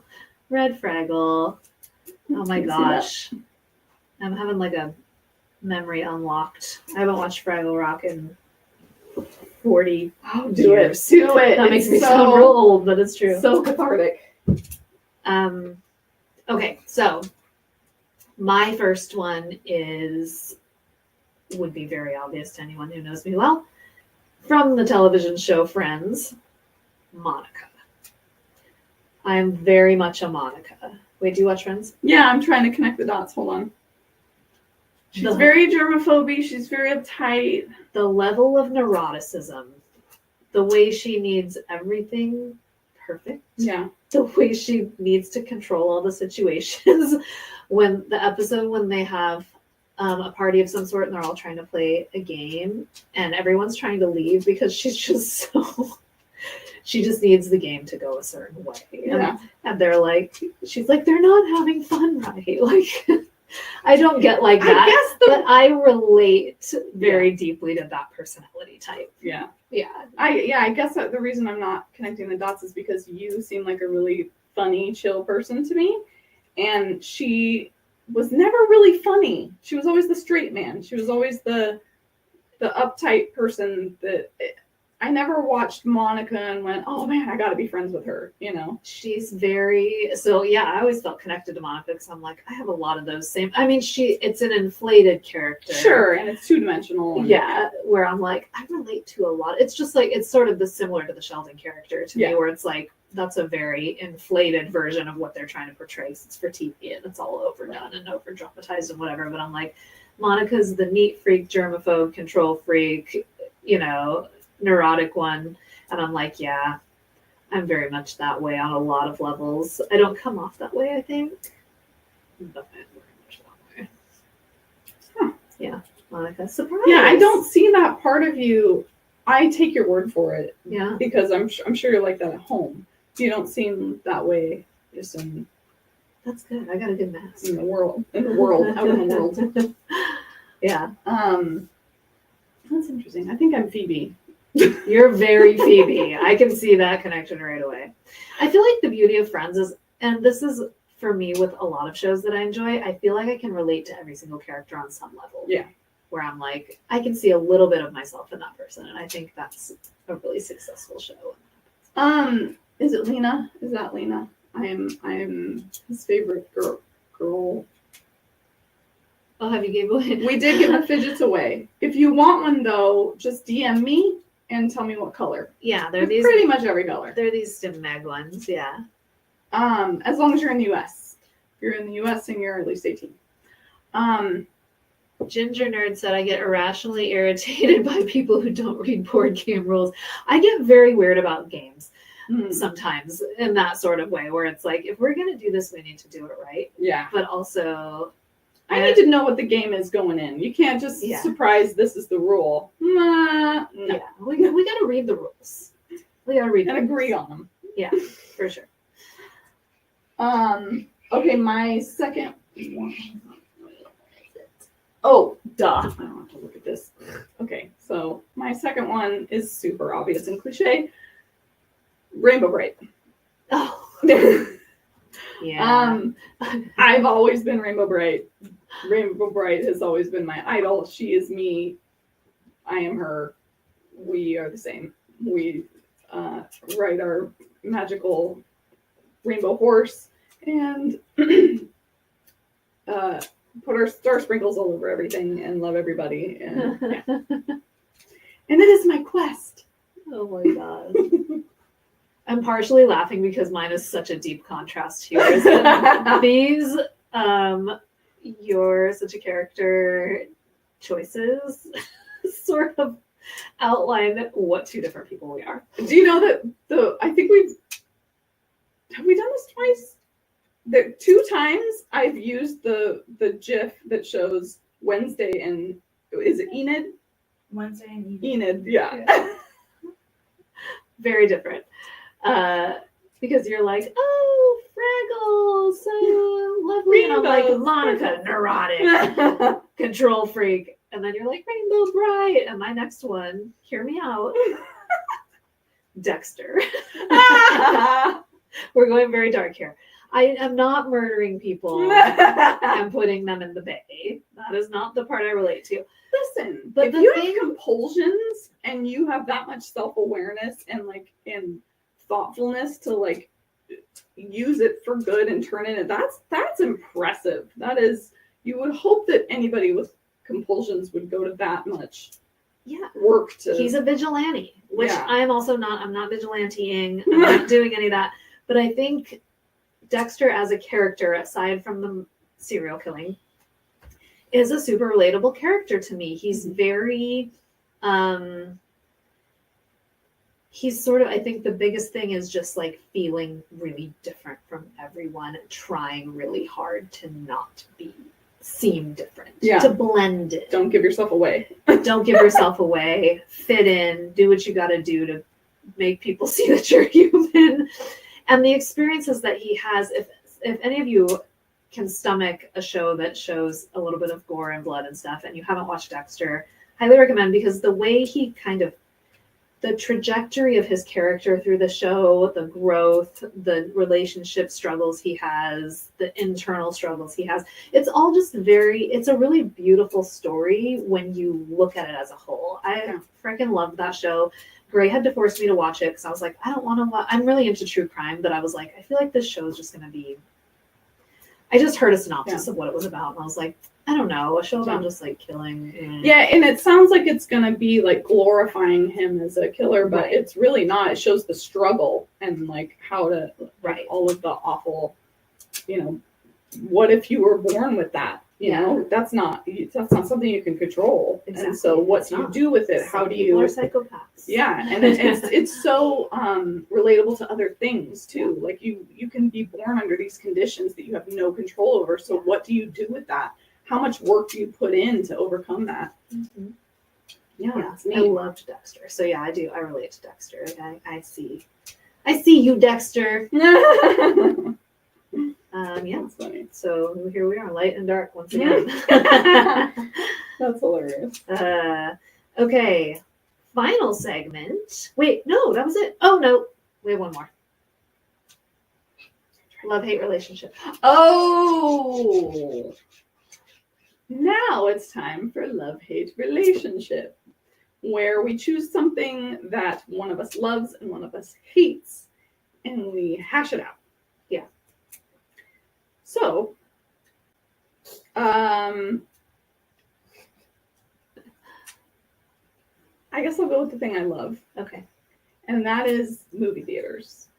I used to live next to a movie theater in New York City, where they would hand out free screenings like twice a week.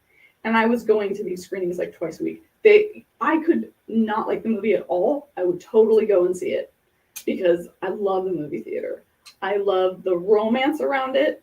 I love the popcorn, the pretzel bites. I love the cushy chairs. I love being totally immersed in something with no distractions. And I love being right up in the screen so that I'm just catapulted into another world. Are you a person who sits near the front? Yeah. Oh yeah. I can't with you. Unless I'm like this. We're never going to a movie together. But if I'm like this and it's just my whole peripheral is the screen, I'm a happy camper. You are just the most sensory seeking. Oh gosh, yes. I love it. Yeah. If there's a lot of movies I'm not interested in. I'm largely just interested in comedy and documentaries. Uh-huh. But you really can get me to see anything except horror in a movie theater. Okay, so I have the opposite opinion, obviously, because this is what the segment is. If there is a movie that I feel like warrants being seen in a theater, then I want to go see it in the movie theater, because there are some movies where you're like, that's a theater movie. Yeah. And you go see it. And I sit in the back row or as close to the back row as I can get, and I have to be in the center. I can't be off. I agree with the I don't know. People who come in and there's open seats available and they choose the side, that hurts my neck. Suspicious of you. I'm like, what are you doing way over there? You're off center. I don't like it. So movie theaters, to me, it's always freaking cold in there. I freeze. Okay, yes. I do bundle up. The snacks, fine. They're overpriced though. I can't eat most of the stuff there because I'm vegan anyway. So I always end up having to pack my own snacks, which is kind of a bummer because I just, and I'm like, I also don't want to spend $50 on snacks. Yeah. Because they're so expensive. And like, I can't pause it. If I have to pee, I'm missing part of the movie. Oh, yeah. So I have to like dehydrate myself soda beforehand. Yeah, I'm like, I'm not drinking anything all day because I don't want to have to pee during the movie. Like, it's so much forethought and pre-planning, and I don't know. I think the alternative is sitting on my couch and watching a movie, and I like that way better because I can have my blanket and I'm on my couch and my dog's right there, and like I can have my own snacks and I can pause it if I have to pee, and that's way better. I get it. And especially as a germaphobe.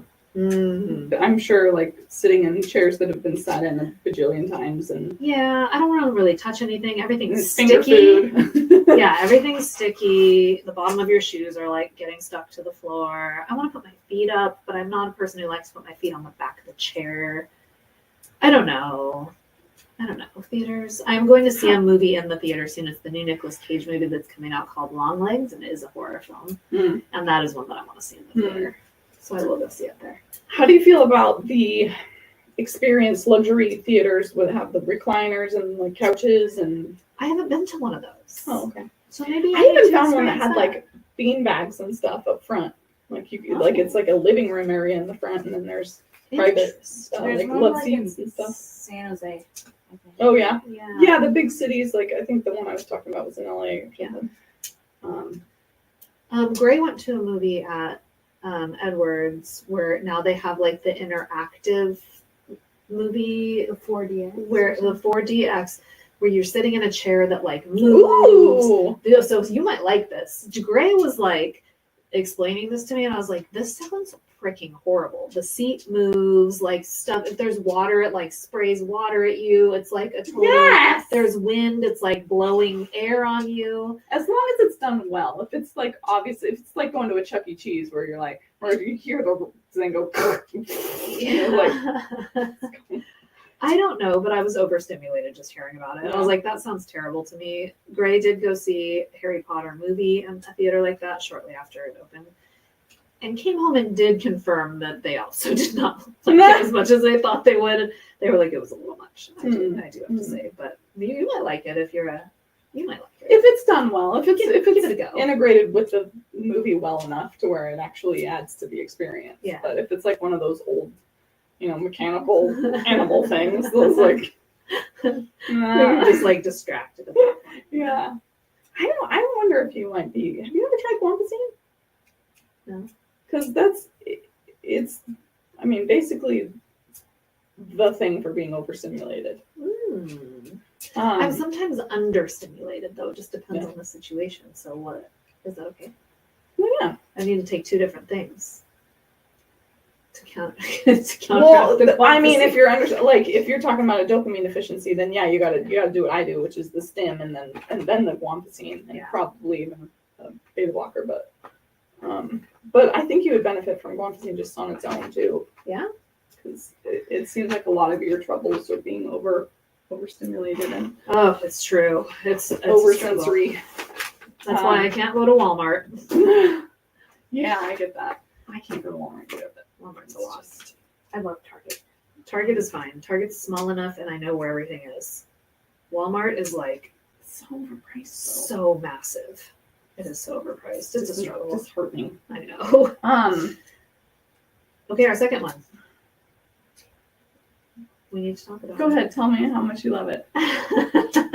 The second thing that we're disagreeing on is mayo. Mayonnaise.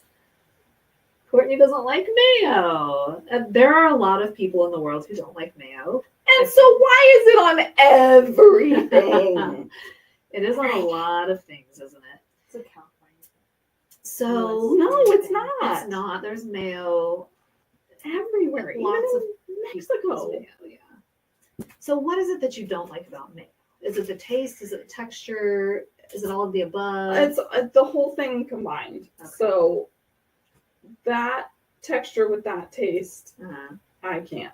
It's It's like- it's creamy. gelatinous, but also it's like wiggly, but So what about when it's in something like say if you're a person who eats fish, like a tuna fish sandwich? Like if it's mixed in. Oh, stop it.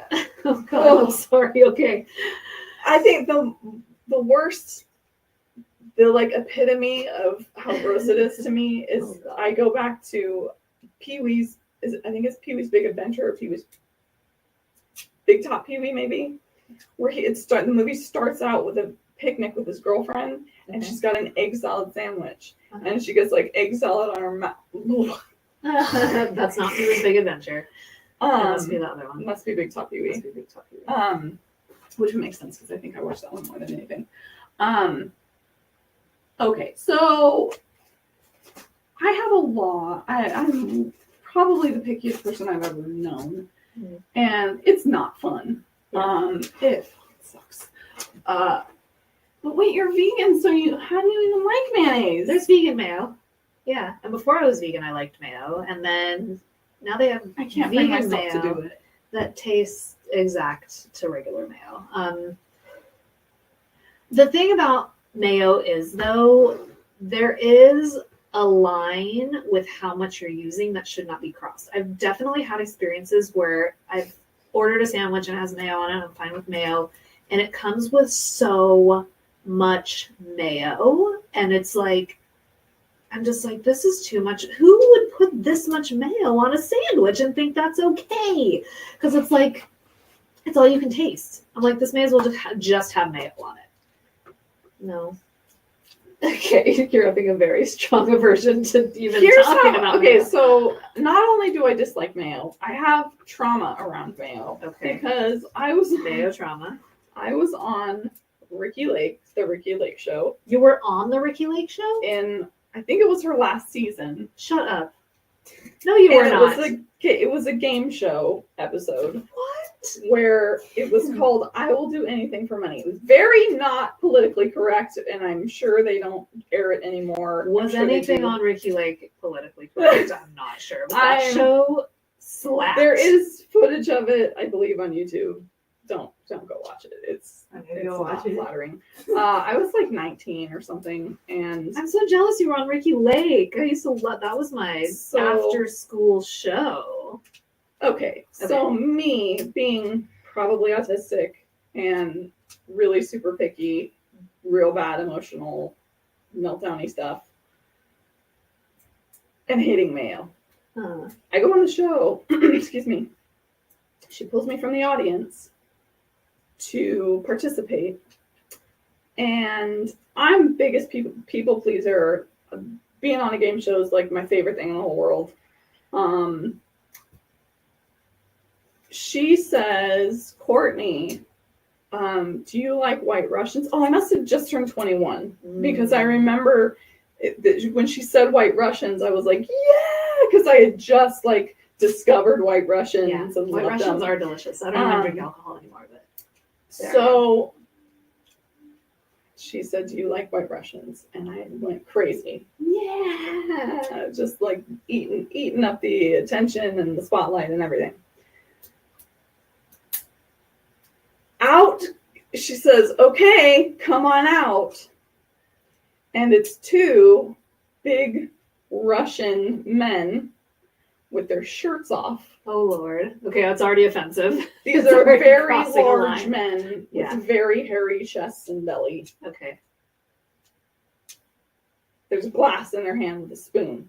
Oh God. And I go, oh, goody, vanilla pudding. No, it wasn't. I already know. It was not vanilla It was pudding. not vanilla pudding.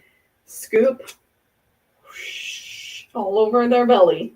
Wiped it all across the front of them. Covered themselves in mayo. I did not. It was me and one other girl. I had my quote-unquote White Russian, and she had hers. And This is getting into my germophobia now. It's not even the mayo part. Ricky starts a 60-second timer to No. see who can lick the No. most mayo off of their man's No, belly. not men. And men. Yeah. Sorry, men, but I'm not into it. So If you don't know. Oh Lord. me, with full enthusiasm and equal amount of horror, did what I had to do. Took one for the team. Won. You did what? I Okay, won. was gonna say, I still have okay, that pair of diamond earrings, and I won a trip to Europe that I went on with my dear friend Kelly. It was amazing. Oh, I would do that for a trip to Europe. You didn't say there was a trip to Europe. Well, it was later. It was after a few. I had to win a few challenges to get that stuff. But I was a good sport and I took it. But now I'm massively traumatized and barfed. And then, oh God, it was. Oh, I can taste it. So you already didn't like mayo. I already hated mayo. Hated.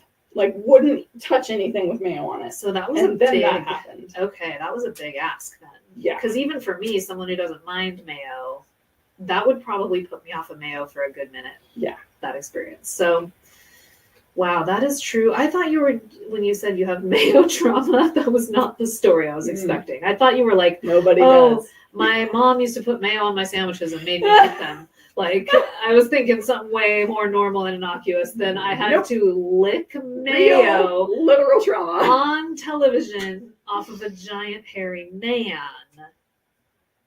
Yes. All right. Well, So I think that is a perfect way to end this episode. don't come at me with mayo. Also, it does remind me of certain bodily functions that. And so anything that I see that resembles mayo, I can. Jared's mom the other day made this dip with. She had strawberries and it looked like a giant bowl of mayo. And she was like, "Oh, you should try this. It's dip." And she's dipping the strawberries in it, and I'm gagging. was it like cream cheese dip or something? And she's like, "Oh, it's dip. It's dip." And I'm like, "Do you mean like? Is it like marshmallow cream and cream cheese or something?" Yeah, that's exactly it. Oh, that sounds delicious. I can't. Looking at it, it looks exactly like mayo. I can't bring myself. You can't even. I eat something tried that so looks hard. like mayo. I tried so hard. I was like, can't do it. I can't do it. I can't do it. God. Okay. Well, no judgment here. Yeah. It's So. real. The struggle is real. Yeah. I'm kind of hungry So if now. Gray ever wants to go to the movie theater, I'm down as long as it's not horror. You don't. Are you not a horror fan at all, or you No. just don't like watching them in the Blood and theaters? guts is. Okay. I can't handle. We'll have to blood talk and about that on I our can- next love-hate relationship. I could do it if it's really if it's like Game of Thrones, where there's like a lot of meaty lore and drama and stuff weaved in between, and the violence is necessary to convey the story. But horror is so poorly written, and I already, as an actor and a writer, I hate how they're written. They're so dumb. You gotta be selective with your horror. I don't like just gratuitous gore, like gore for just the sake of it. So I watched that movie Hostel. To me, that movie was just like, it was just gore. It was just like people getting chopped up, and I'm like, this isn't scary to me. It's just gross.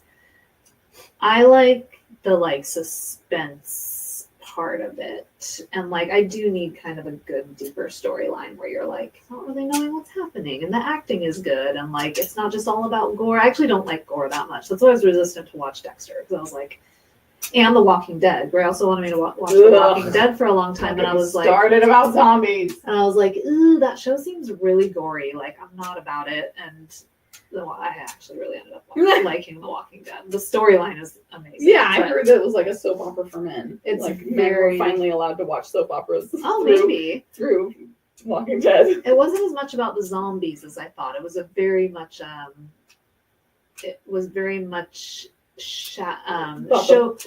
showcasing the dynamics, the human dynamics of an apocalyptic situation. Yeah. So But it also was very, it was pretty. and I interesting. hate zombies. Zombies are so dumb. I don't understand them. They're stupid. I can't get on board. They go and that. It's not an actual thing that would ever happen. The lore doesn't even make sense. It's not even something that could theoretically happen. It's not even pseudoscience. It's just dumb. It doesn't make it. It's stupid. But it's fiction. That's okay. Do your thing. I'm not Dragons gonna aren't listen. real either, Courtney. Enjoy your zombies, people. Enjoy your zombies. I'm gonna be over here watching Rainbow Bright and Fraggle Rock. We need to I'll start see you making later. our list for love-hate relationship. Yeah. It's gonna be a long one. And that's okay. People can be friends and have different opinions and interests. And I'm not gonna shit all over somebody liking something. I'll Great, eat I'm all the happy for mayo you. you don't want. Yeah. You can go with I my need partner people to like the you movies. around for when I order something and they get it wrong, and I'm like, I can't eat now. I'll be like, oh, I'll eat that, and we'll buy Yeah. you a new one. They say people who have opposite things last longer in friendship wise. Oh, really? Well, there you go. Friends forever, I guess. Do you like lemon and lime Skittles? Are those the sour Skittles? Lemon and lime. Is that two different flavors of Skittles? Yeah. I mean, like in the bag of Skittles, if someone just grabbed all the lemons and limes, would you be cool with that? I don't not like them. They're not my favorite color in the bag. Oh. My favorite color in the bag is red. Oh, okay. Me Yeah. too. You're But I also like purple, red and purple. Uh-huh. Yeah. Yeah, I wouldn't turn away a green or a yellow Skittle, but sometimes they taste like household cleaners. Exactly. Yeah. So, we're on the same page with that. All right. Okay, good. I'll find somebody else to send all my yellows and greens too. Yeah. Oh, cool. Haters. Oh, Cool. nice. So, hey, feel free to just come on and not know what this is about at all and just shit all over us. Yeah. Good idea. Way to add to the world, you know? It's fine. We don't. I'm so chilling until I'm not as random. Oh, okay. This is about the anger, I think. Yeah. Ginger Tuesday afternoon matinee by myself. Yeah, see? Yeah. In Great. an empty theater in your It's- PJ. I'm down. it's Down, good Ginger. that, You're coming to my commune. My partner Gray is totally cool with going to the movies on their own, so they do that a lot because I'm not a big movie person anyway, and in the theater it's even just like harder to get me to get into it. So, Yeah. Movie theater date. My son just turned 15 today and has ADHD. No meds taken because it killed her personality and appetite for food. Killed Any his advice personality. I think it meant for him in the coming years. Okay, so this is a pretty long topic. I'm sorry, they don't show me your username on Facebook. So I'm just gonna call you Facebook user. If you want to tell me your name, I'll be happy to address you by your name. So it's what you're describing as a very individual experience that's even hard just for your individual doctor to navigate. But I have some general tips and stuff. Please go watch my Neuroscience of ADHD video series that talks about medications. Please stay tuned because we're going to have Dr. Lynch Parcells with us, I think next time, right? no, next time. August No, 4th? into Oh, next time's Brave Dave. Next time. Yeah. I think she's in September. Spoiler September 28th. When she's on, we're going to go through all of the different meds and how they act in the body and how everybody's different and what certain ones can do. The whole like killed their personality thing just sounds like, that, I mean, we all pretty, you don't have to take the medication every day. You can take it just when you need to be particularly focused. Like for me, it kills my personality, yes. But it's great for when I need to get shit done. So if I'm working and I need to be focused that day, I'll take my meds. If there's a day when I need to kind of be responsible and not lose my phone every 5 minutes, but I don't have to be totally focused, I'll just take half. And then sometimes when I just want to be free in myself and creative and happy and giggly and silly and weird, I won't take my meds at all. Yeah. So you really can just navigate, different times and scenarios when it's right for you. And talk to your doctor about that. Talk to your doctor about like, hey, and other professionals that you work with, therapists and teachers and whoever is knowledgeable. Yeah, just like when do we think it's good to be medicated and when it's not, and also talk about dosage. If you really think that your child is like super zombie-ish, maybe you want to go down in dosage a little bit. So there's lots of options. Yeah, I would add that I have two differing opinions on meds. For one, don't give up on medications necessarily just because you had, I don't know how many experiences you had or how long your son was taking meds, but sometimes you have to try different ones because there are different types and they work in different ways, and maybe one might not work as well as the other. Also, there can be an adjustment period when you're starting ADHD medications. Again, I don't know how long your son was taking them, but sometimes the appetite suppression stuff will kind of taper off a little bit more the longer you're on them and your body gets used to them. So I do know those two things. But also, if it turns out that your son doesn't tolerate the medications well, you try different ones, you work with someone knowledgeable, you're just not getting anywhere with it, that's okay. I'm an ADHD person who's not medicated. I've never been medicated. And there are pros and cons to that. I've really had to adjust my life in certain ways to accommodate myself, set myself up for success in many different ways, as far as like planning, scheduling, calendars, lists.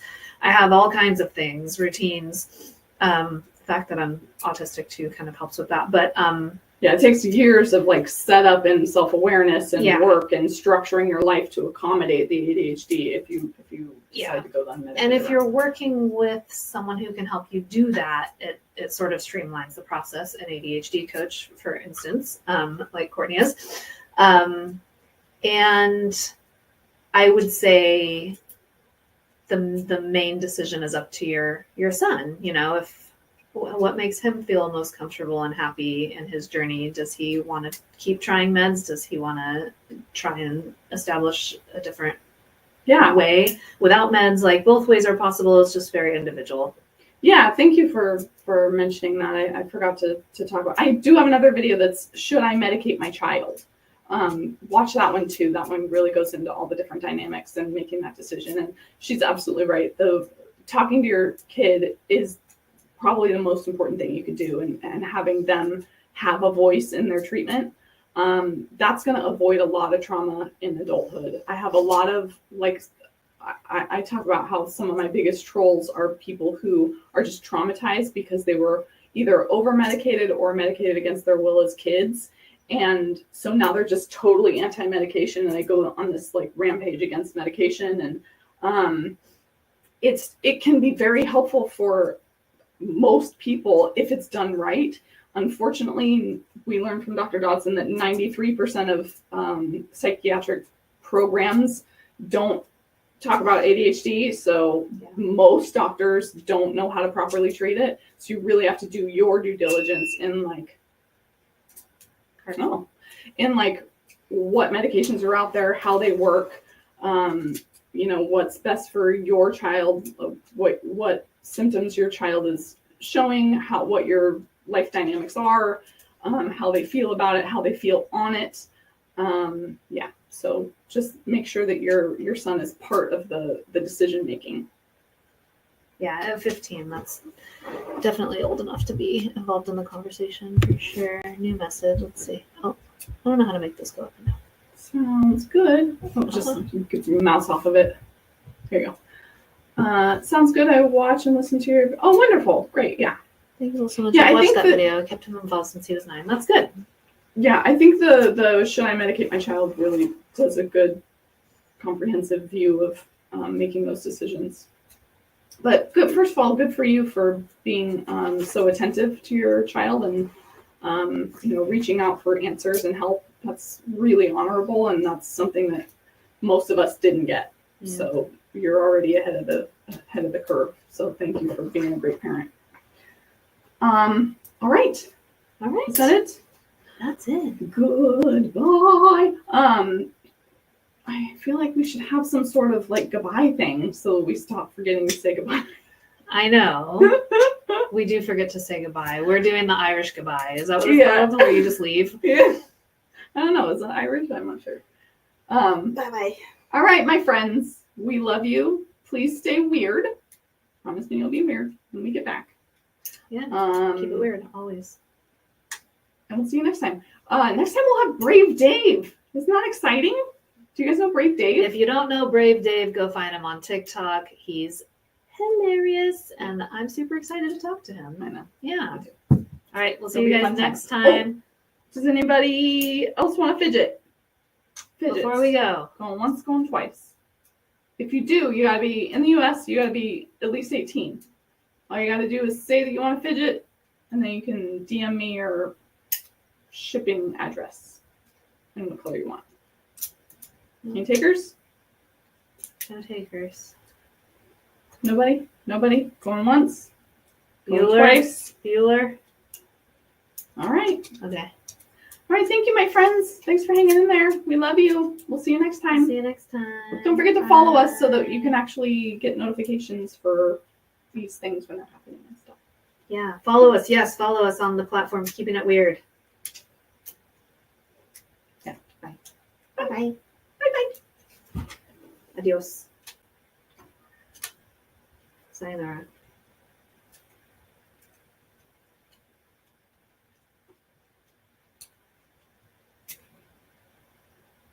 Our first troll. The way people waste their life. Are we still filming on here? We are.